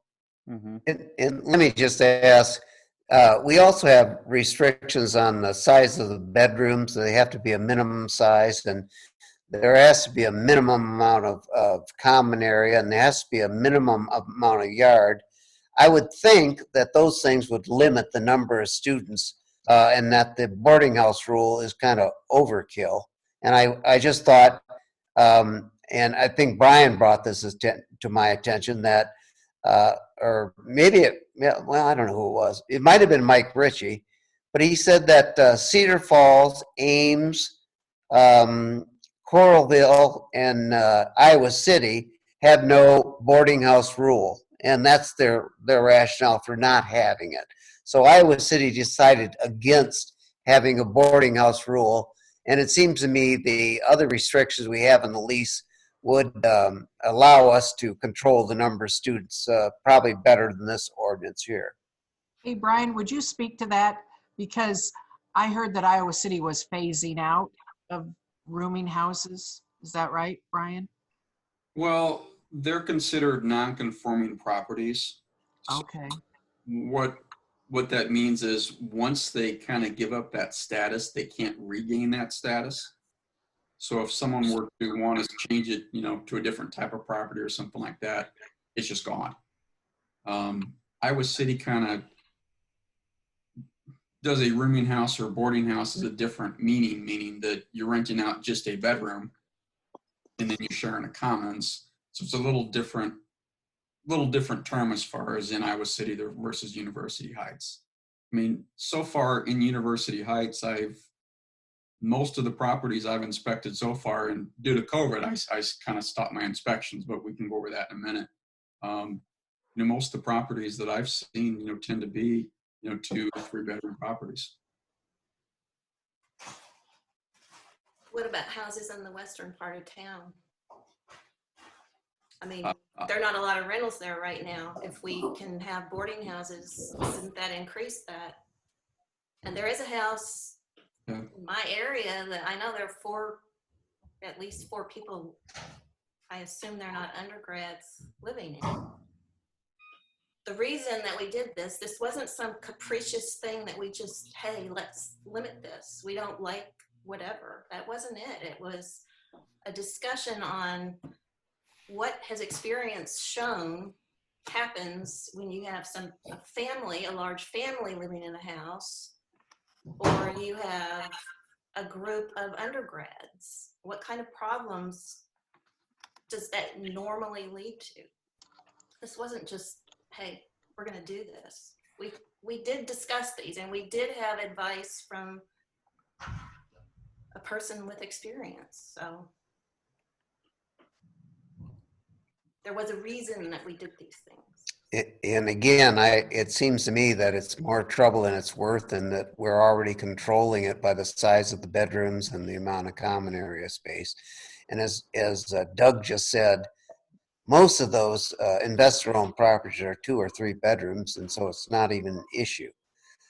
It just seems to me, it seems to me that it's probably unnecessary, but I'll defer to the wisdom of the group. I can see both. I mean, I think Lisa's a little more forward thinking and preventing some of that, because I mean, my house has a lot more than 4 bedrooms, and if I were to move away and was thinking about renting it out for $700 a bedroom, that's a pretty good source of income for me. But I wouldn't want to do that necessarily to my neighbors, because I mean, the whole idea of preventing college age students is it just creates a different type of community, right, than our neighborhood. And I think that's that. Yeah, I've been thinking about the issue a lot, and Casey and I had a good talk about it. And I think at the end of the day, if I could pick for me personally, I wouldn't choose to live next to a bunch of college students. I probably, if I had college students, next door to me, or I knew that was a college age house, I wouldn't have bought and invested, the money that we did into my house here on the corner of Crozier and Sunset. I just don't want to live next to that personally. Now, I don't know how everyone else feels, but that's where I'm at. I remember when I was a college kid, I was an idiot. Still am. But that's where that's where I'm falling on it. Like, if I could pick and be selfish, and that's what I would do, I think, and I know it's hard to enforce and regulate, but that's where I'm at on it. I'm gonna struggle a bit with we can't limit 5 19-year-olds living in a house, right? Like, we're just limiting 5 undergraduate students from living in a house. Mm-hmm. Four or more, right? And that was the discussion point when the council enacted that portion of the ordinance, was that well, what if you have 4 20-year-old construction workers? Mm-hmm. They can occupy, but 4 sociology majors can't. Mm-hmm. And the answer was, yeah, that's where we're going to draw the line. So the idea that size of bedrooms and so forth, those regulations absolutely restrict the number of humans that can occupy. But this prohibition was geared toward some perception of the behavior or issues associated with certain of those humans. Mm-hmm. Yeah, I think that you raise a good point. I mean, you can have 4 construction workers, but you can't have 4 students. I think these kinds of things are dealt with the ordinances that we have on the books about disorderly houses and too much noise and public intoxication. And I think that's adequate control. So, Bobby, I hate to bring up the house on the other side of you. We had a problem there for how many years? Did that ever get solved other than that they moved out? So I haven't seen yet, and part of that is that we're not doing any inspections, but I haven't seen enforcement really working in certain areas yet. I think it will in some ways, but why would we walk something back that you say you don't know how that's going to work? So we're going to create another problem potentially. Well, I think you can have just as 3 crazy dumb people in a house as 5. I think noise is noise, and I don't know if you're a number is what you're going after. I think, like we talked about earlier, I think it's the behavior, fortunately, that we're going to have to, instead of being ahead of it, we're going to have to come behind now with policing, and just address them as they happen, because it sounds like the state's tying our hands. And I don't know if limiting numbers is really the right answer. I think we're going to be stuck with, we're just going to have to guess, the problems as they arise, as the state seems to be pushing us into a corner on this whole situation. So I don't know, 3, 4, 5, if it really makes a difference.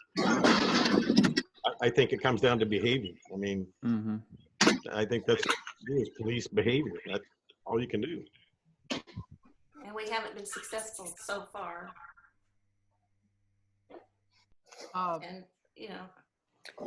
So does council, did you want to say anything about this, Brian, just for your experience in Iowa City or not? I mean, maybe, I don't know. I mean, in Iowa City, there's properties with, 6, 7, 8 people with that many bedrooms that are fine. There's properties with 3 bedrooms that, cause more problems. It's just all about behavior. You can't really, I see. kind of judge that as far as that goes. So does council want to move for, I'm trying to get a consensus one way or the other. Well, we need to clean it up. I mean, we really do need to clean it up. What's part, Doug? Just being consistent with a boarding house, restrictions with what the state is saying. I think the boarding house really is virtually illegal, isn't it? No, it is legal. You can. It's not the college students is not a protected class. Is that the right wording, Steve? Yeah, it is, and that's right. Yeah, the way our ordinance reads now, I have no problem with the enforceability of it from a legal standpoint. Like I said, the practical effect, how do you find out if they're undergrads? That's kind of a separate. And that's question. Casey's argument, right? I don't have any problem with the way it stands right now. If the council doesn't like that policy, then the council ought to say so, and then we can change it. Lisa and I probably won't be in agreement on this, Louise. So you're going to have trouble, with our consensus. So I think it's up to Bobby, Sarah, and Doug. And it sounds like Doug's concern is it a disorderly house, and focus on that rather than a discriminatory practice, regardless of whether or not they're an approved group. I think we can put it as a discussion on the June 9th agenda, and That's just fine with where me. people are there. I don't think a decision has to be made right away on that. Mm-hmm. At least to get us thinking, what we need to plan ahead and think about. Now, does the decision have to be made, Steve, because of the way that is written as far as in there? I mean, does that need to be addressed sooner than later? Well, I mean, yes, in terms of a landlord wanting to know, can I rent this property to 4 undergraduate students or can't I? And I'm thinking a lease is going to be starting in August, although that might be in question. So yeah, I mean, I think in the same kind of time frame that we're talking about these other possible changes. I mean, my sense is that if a living, breathing landlord is looking at our ordinances, they're going to say right now, I can't have what they call a rooming house. I can't rent to 4 undergrads. So I don't know that you have to have that changed by August 1, unless, you want to signal to landlords, hey, you can do this now by August 1. What if we? This again is an example. Like you don't have to change the ordinance to change the part of the form. No, I'm sorry. The ordinance does require the name of the tenant and whether they're an undergrad. So yeah, if you want to change that part of the form, you have to change that ordinance. Can we do a little of both? Like get rid of the part of the ordinance where we have to have their name and address and whatever. Just say it's the owner's responsibility. Get rid of that. But on the permit, whatever it is, say no boarding houses, and also don't require any of the extra erroneous work that is, license plates and whatever, all that other stuff. And then, be committed to enforcing problems and just, hopefully landlords will figure out, I need to pick good tenants, right? Or whatever. I don't know if that's ideal, but like, you know what I mean? Just kind of simplify it, but kind of with the idea that we want good renters in University Heights.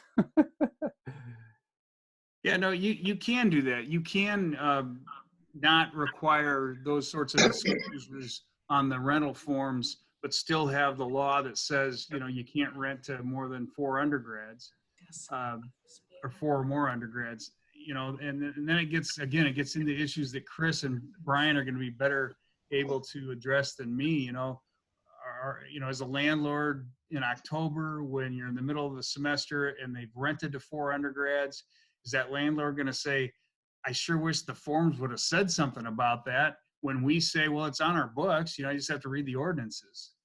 I don't know how to evaluate that.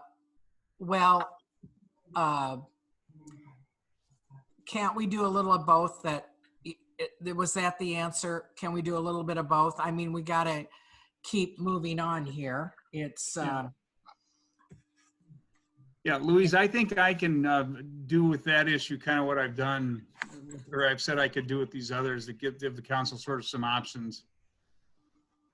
okay. I think that's agreeable to everyone because it's both ways. Thanks, Steve. Both ways. You bet. Thanks. Very good. So And, Okay, so just- you talked about the rooming houses and the parking spaces, but Brian was also going to give an update on rental inspection. Yeah, and I started roughly, because of my start time, I started some inspections in February. And then we kind of stopped them with COVID towards the end of March. So I've roughly done 15, 18 inspections. And honestly, properties look good. I mean, they really do. Updated smoke alarms, some things like that need to be addressed, but overall the properties do look great. Due to COVID, I'm kind of following the Iowa City timeline as far as when inspections are going to take place. We don't know in Iowa City when we're going to be back up and running, so we're probably guessing inspections again for rentals sometime late June, early July. And we'll just kind of have to see too what the comfortability of some of the owners are at that point as well. Since we're doing inspections every 3 years, some of them we can kind of balance that timeline out a little bit too. Okay. Are there any questions for him? I'm glad to hear you think that the properties look good.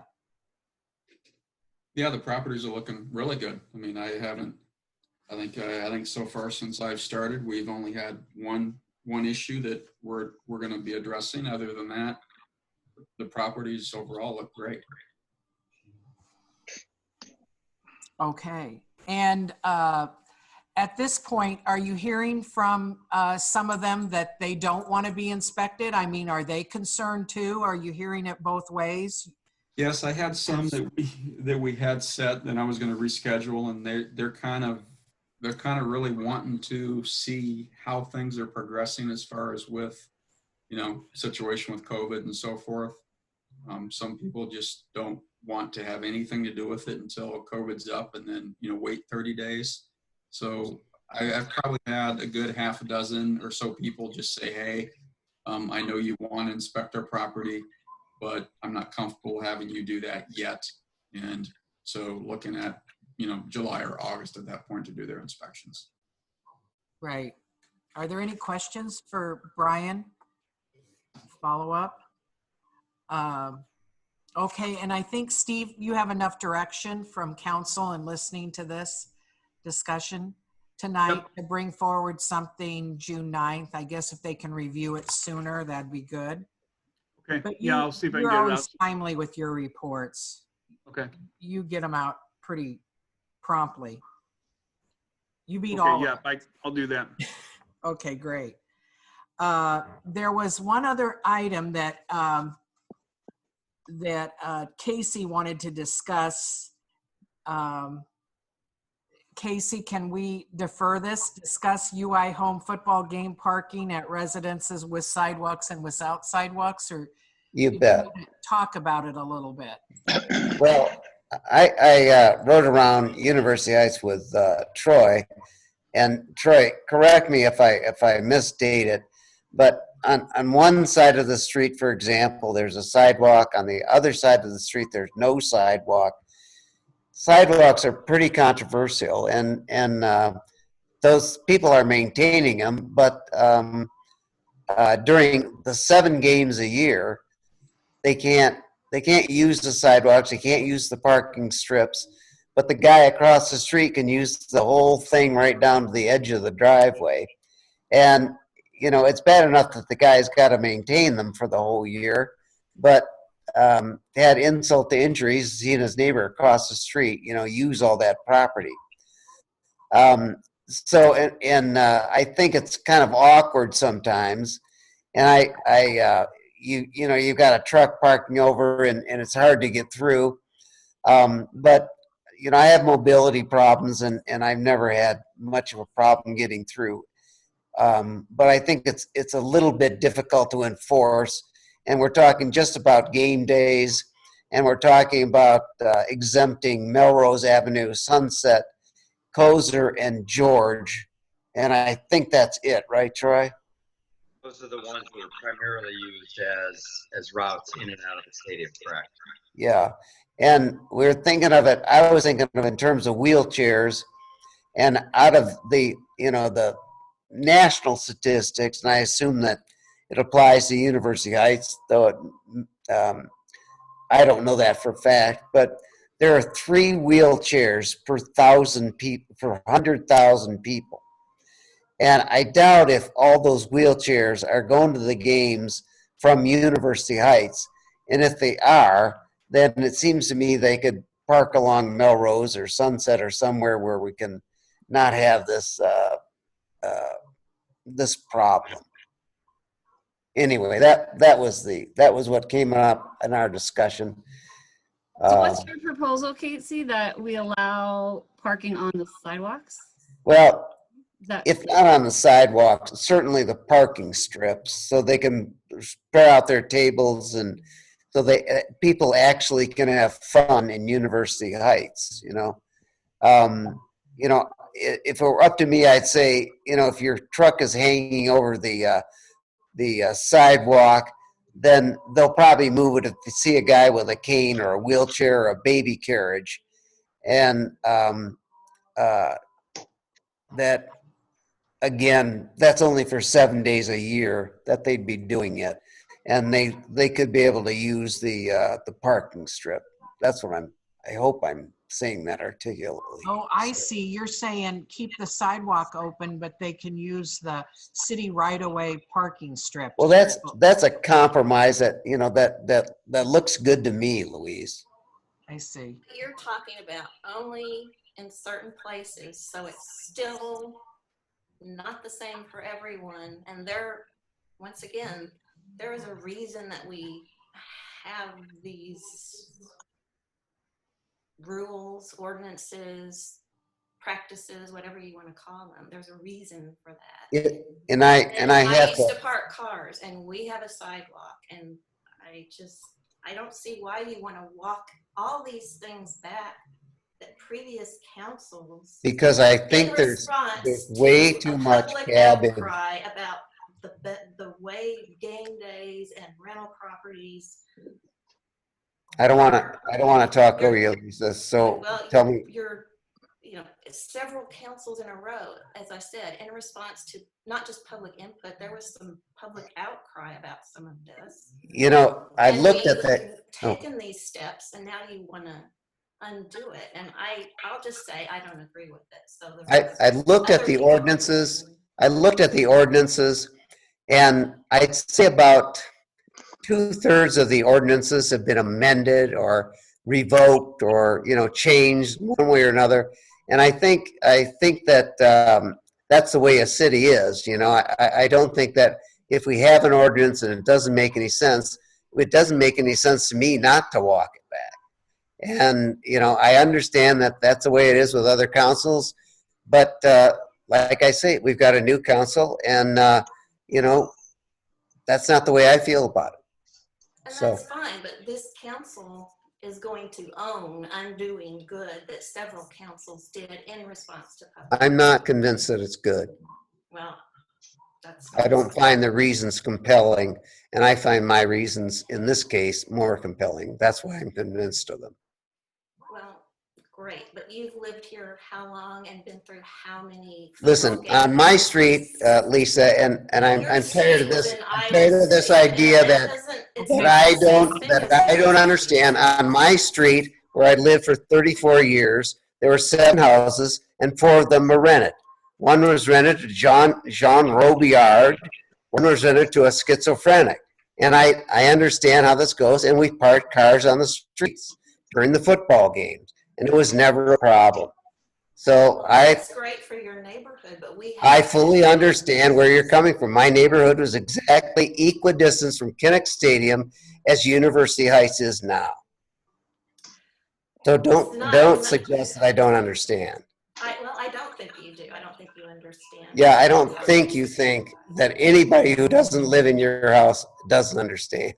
No, I don't think so. I think we've had a lot of agreement on this. Uh-huh. And I'm fine with the council as a whole deciding something different, but you're pushing all these things and saying you're right, and I'm going to disagree. That's just. I get it. You're free to disagree.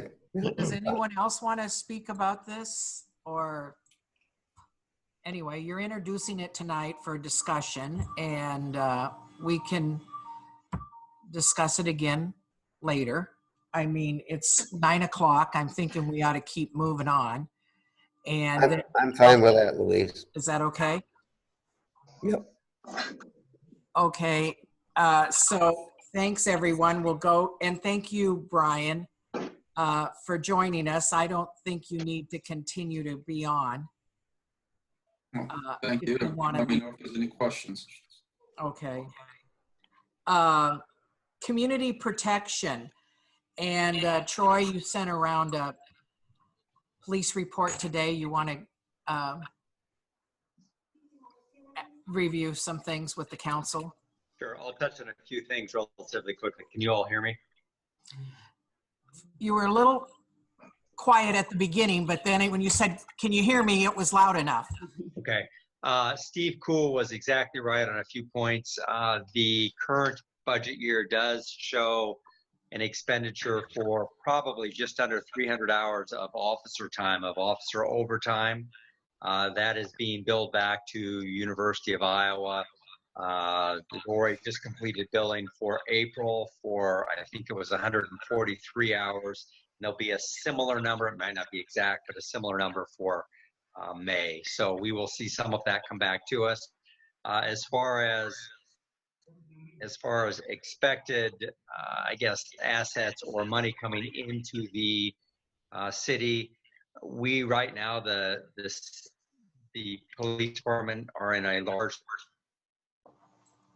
and our efforts in conjunction with the rest of the county's enforcement efforts have been scaled way, way, way back. We are addressing public safety concerns, but we are not going out and doing the same, for example, level of traffic enforcement that we were prior to COVID. So those are two things that Steve touched on that are absolutely true. As far as continuing with our COVID response, the community center has been closed to community access with the exception of the front door to the police department window. Again, the consistency of message, that consistency of response, particularly by Johnson County, by all of Johnson County, has been key, I think, to Johnson County containing COVID. It is still going to spread through the community, but the idea is to make sure, or to try to limit, to try to decrease the amount of people that get it at any one time. And I think the practices that we have put in place countywide have largely done that. We've helped out university where we could. You already touched on, Mayor, you already touched on the farmers market. I've made preparations in discussion with you, Mayor, as far as the kind of reopening of the community. Part of that has included us talking through how that might happen and having assets in place to deal with that. We are going to have to open for polling June 2nd for primary polling, and I've made arrangements for both hand sanitizer to be present. We will confer with the county auditor's office to make sure that we're doing best practices. And again, that consistency of message. And then after polling is completed, we will spray down the entire area that was open to the public with sanitizer, and we'll lock up the building again and let it set. So again, I think we've done many good things towards dealing with it. I think you and I have discussed a plan as far as how to move forward. But right now, I would still advocate caution in opening up public facilities. Along those same lines, COVID, the NAACP and I, Kevin Sanders, the Iowa City president of the NAACP, and I have had conversation within the last week. We are very, very anxious in moving the Citizen Advisory Board forward. We both think this is very important, not just to the community, but to the state. However, we still need to cool that a little bit and wait, not only because of what is going on in the county with COVID right now, but also because many of the people who have put themselves forward and were selected to serve on the board are actively involved in various essential functions and just don't have the time right now to deal with it. So you will see an update from me coming out this next week, an email update to those members. Again, just emphasizing that this remains a priority for us, but we need to get through this crisis right now. Dovetailing into some of the things that's already been discussed, Councilor Cook and I have had a conversation previously, and I reported, and I believe in the last police report, about parking in University Heights and how it is just some of the historical factors that have played into the ordinances prohibiting parking or regulating parking, and then also whether the available parking is being appropriately utilized or it might be utilized in a more efficient and a potentially better fashion. Even though there was no council direction on this, I've had 3 inquiries actually as to parking, 3 non-resident inquiries into parking. One of them was from a state employee who has been retasked from his Department of Corrections assignment to working at university hospitals and clinics. He got a hold of me asking about parking availability or parking options. He was paying $20 a day to park at one of the university ramps because that's where he was currently assigned. I used my discretion in my current position to issue him a temporary permit, allowing him to utilize street parking on Gulfview in excess of the posted hourly limit that's on there. So far, I've received absolutely no complaints from the community on that. Nobody's complained that parking is not available to them. That is something that I've not advertised to university hospitals. Councilor Cook and I have had conversations, and it's something that really, given the times, I think it would be nice for the community to extend to university hospitals and clinics. I don't think that we would get very many people that actually took advantage of it because I think there's other parking available to them. But we don't have much to share as a community, and readily available and easily accessible parking is one of those things that we can change. So unless council tells me that they really, really don't want that to happen, and nothing that I'm reporting is a council action item as far as I'm concerned, but I will use that discretion to continue to issue temporary permits to assist with the countywide response to COVID. Already talked to Jim Glasgow, but he helped remove those items, those lighting fixtures from Swisher Track. The next thing I guess that I wanted to touch on was the mayor had forwarded me back at the end of April a complaint or a concern from Morgan Cohen, a resident of University Heights, regarding lighting along Melrose Avenue. He in his email, which I have attached to my report, noted that he thought it was a safety concern, that people might feel more or would feel more comfortable if there was additional lighting, but that he felt the lighting was at least at a bare minimum adequate.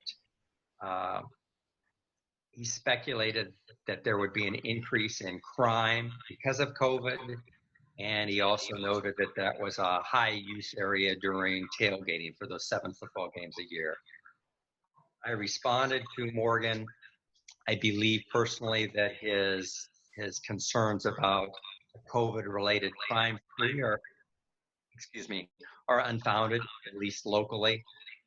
I reviewed our statistics, and our calls for service are significantly down, approximately 40% down, but that does include officer-initiated activities such as traffic stops, and that is not specific to University Heights. That is all law enforcement in Johnson County. The football concerns, I think, can be addressed by liaisoning with the University of with the University of Iowa. They are already providing additional or auxiliary lighting for the intersection of Poser and Melrose, and I believe that they will also, if requested, provide additional lighting along those 2 dark spots that were identified by both Morgan Cohen and Officer Brinkema. In responses to Morgan's complaints, I asked one of my officers, one of my late night officers, to conduct a lighting survey along not just Melrose Avenue, but all University Heights, and to identify areas that needed additional lighting potentially, or that had lights that were burned out, or that had vegetation that was blocking lights. Happily, I can report that all of the lights were functioning as they should. Officer Brinkema did advise that there were a couple locations along Melrose that were more dimly lit than other areas and suggested that additional lighting should be considered. I know that Melrose is due for a makeover, and I don't know exactly the extent of that, but I think that additional lighting might be considered during that makeover, and I suspect that it's part of Josiah's plans already. I will tell you that from dealing with similar issues while I was with Iowa City, there often is not a neighborhood consensus as to street and sidewalk lighting. Some people want more. Other people are very much opposed to bright lights shining in their windows at all hours of the night.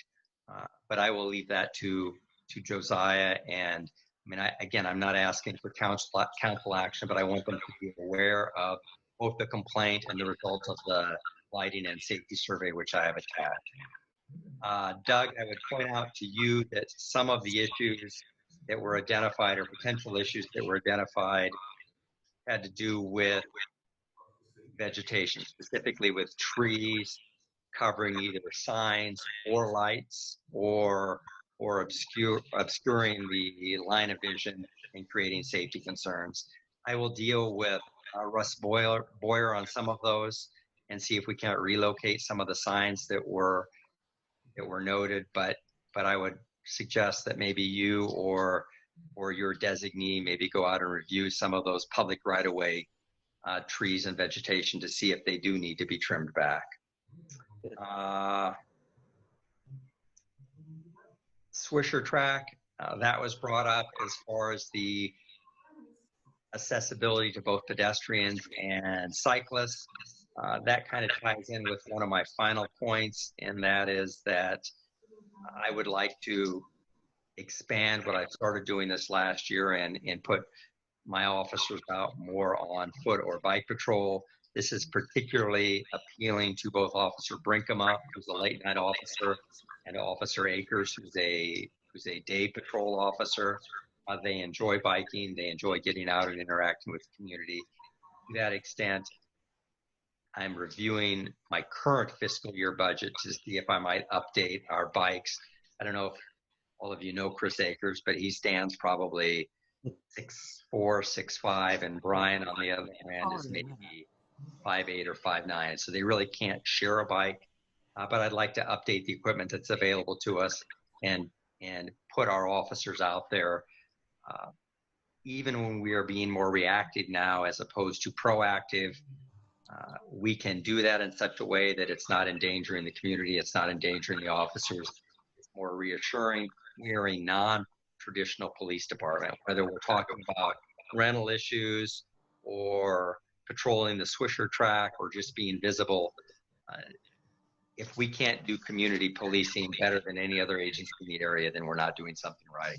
So toward that end, I'm exploring options on redeploying or deploying differently our officers. Finally, we are dealing with some property cleanup issues. Officer Brinkema has already, I think, paying dividends. While he's out patrolling at night, he is locating properties, or he's identified some properties that the grass isn't mowed, or the window, anyway, that have some of the issues that have been addressed by council or been brought before council as far as being properties that aren't being maintained. Brian has reached out to persons associated with those properties, and so far has received very positive responses that they will arrange for windows to be repaired or closed or secured, and for property to be cleaned up and mowed. We'll see if that actually comes to fruition, but again, that's just something that I wanted to report. So I'm not asking for any council action on any items. I just wanted to update everybody on what has been occurring. Council has previously approved the sale of the 2017 Ford Explorer. I know in talking with Steve Kuhl, ideally that would happen in next fiscal year. Tipton is the community that is going to purchase that vehicle. They also are experiencing some COVID-related uncertainty and would like to move forward with that purchase sooner than later. I'm working with Lori for us to satisfy or pay off what we still owe on that vehicle so that we can then turn around, receive title and transfer title. So that's what I have to report. It is documented in my written report. If there's any questions, please let me know. Are there any questions for Troy about some of these things? Sorry, I know that was rapid fire. So the parking that you're, parking permits, did I miss that? Are you charging for those? You're just providing them? I am not charging for those right now. I have issued temporary, and so far it's only been one. It's been to this Department of Correction employee, and I have not reached out in any way, shape, or form, I guess, advertised or put out there that this is something that's being offered. I have collected, his first name is Dennis. I've collected Dennis's information, and I told him at the time that I issued it that he could use the parking permit that I issued, and I modified it so it's easily identifiable, park on any of the available on-street parking within the community. I also told him that while I was issuing him discretionary permission to do so, much like I would any homeowner that had some temporary issue that they needed to utilize on-street parking. I told Dennis that permission was subject to modification or revocation at any time based on both what was happening in the community or at council's direction. So he's aware of that. But right now, that vehicle, he is parking on Gulfview Avenue in one of the on-street parallel parking spots. He's parking there when he is tasked to work at University of Iowa hospitals and clinics. And again, so far I've not received any complaints. I actually half anticipated that somebody would complain because the vehicle was parked in front of their home for more than an hour at a time, actually for the day, but I've not received any complaints yet. I want to, go ahead, please. Well, I think you wanted me to remind you, Louise, that you wanted to talk about giving university healthcare workers free pass to park anywhere along the Marietta or Gulfview through the end of the year, I think you said. And along those lines, Casey, I reviewed the statistics on Marietta, and I believe there are, I believe this is from conversation with you, I believe there are 57 available diagonal parking spots along that block of Marietta. A few of them at the very, very east end are reserved for the park use. We have issued that those parking spaces are permit only, and they are only available to University Heights residents. Currently, we have 14 permits that are issued for this current calendar year, which leaves a very large number of those spaces unused. Again, I told Dennis that it may be in the future that he may have to collapse his parking back to that area, but that's just underutilized space that if the council wished to make it available to essential workers during this COVID crisis, it would be easy enough for the police department to modify permits in such a way that we could track those who received permits and also track the permits that were issued, so that once we as a community decided to no longer proceed with that program, it would be easy enough for us to monitor and enforce. Thanks, Troy. Does council want to have Troy move forward with some of that? The available parking spaces for essential workers? I'm in favor of it. Yeah, me too. I'm seeing nods. Yes. Yes, Bobby. Be a good neighbor. Okay. Yeah. Then I will communicate that through the emergency ops center briefings that we have on a now Monday, Wednesday, Friday basis. And I will also communicate it through University of Iowa Hospital security and ask them to re-communicate it out to make that it is sent out. Again, I'm aware of the spaces that we have currently permitted for resident use, and I don't anticipate that we'll be overwhelmed with requests, but if that does happen, that's not a bad thing, and I think that we can manage it another way. That's a very positive thing for University Heights to offer something to the essential workers and be part of helping out the greater communities. I think that's why council's backing it too. And Troy, I want to say, you know, those Monday, Wednesday meetings, you mentioned that, and they were daily for like 60 times, and now they're Monday, Wednesday at 3 o'clock. And Troy is so well respected with those meetings. I'm so thrilled that he's part of it because he's brought forth many good things. And one of them you didn't mention was the from the Dynamic Solutions, and offered it. Why don't you tell the story just a little bit, because it's a good story. So Jake Niels is the president of Dynamic Solutions, and that is a business that is located in University Heights. It's actually on the other side of the wall from me at One University Place. I see Jake outside One University Place frequently because cell phone reception is so poor in the building that we have to go outside to talk. But Jake came over and asked to speak with me one day last month, and he had found a product, a chemical product that was approved by the federal government specifically for sanitation, or it was specifically approved effective against the COVID-19 virus, the virus that causes COVID-19. And Jake wanted to make that available to the University Heights Police Department and the University Heights government for use in their patrol vehicles and in the community center without charge. Jake also asked that when I explained the dynamics of the countywide response, Jake also asked that I extend his offer to other emergency response agencies through the Johnson County Emergency Management Agency Emergency Operations Center. Jake and Patrick Eads with Gary Ford have donated 15-gallon bottles of a concentrate of this chemical, and each gallon of concentrate makes 213 gallons of usable product. The long story short, the thumbnail version is they have donated over 50,000 applications of this product to Johnson County for use on this COVID response. And I personally, I don't believe we'll go through all that product on this particular crisis. Dave Wilson is very good about acquiring and stockpiling material.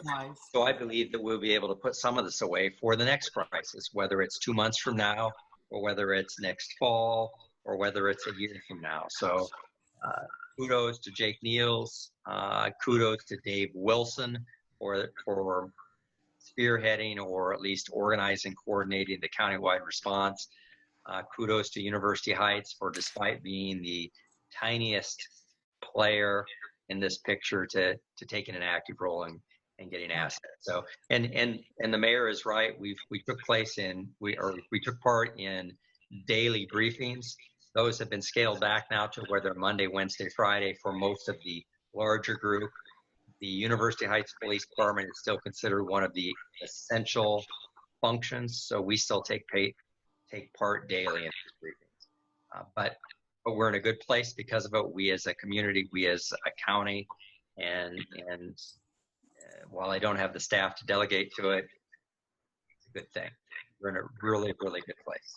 And kudos to Troy, I mean, really, for bringing this forward and connecting. And now Seats is using it, all transport, ambulances. I mean, he's not even, giving you half of it, but it's going out to everyone who needs this. And that's why he says we can clean the community center well and the offices too because of this. And I've seen it, an advertisement they sent to me to put in my car, and they called it PermaShield.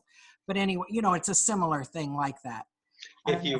If you go back, if anyone's interested or if they missed it, there have been at least 2 news stories. KGN did a story about a month ago, and KCRG did a story maybe 2, maybe 3 weeks ago on this. So again, it's a good thing. Kudos to Jake Niels and Patrick Eads for paying the money that was required to become a distributor for this distributor-only product, and not trying to, not only didn't they price gouge, not only didn't they try to profit from it, they made it available to Johnson County essential partners at no cost.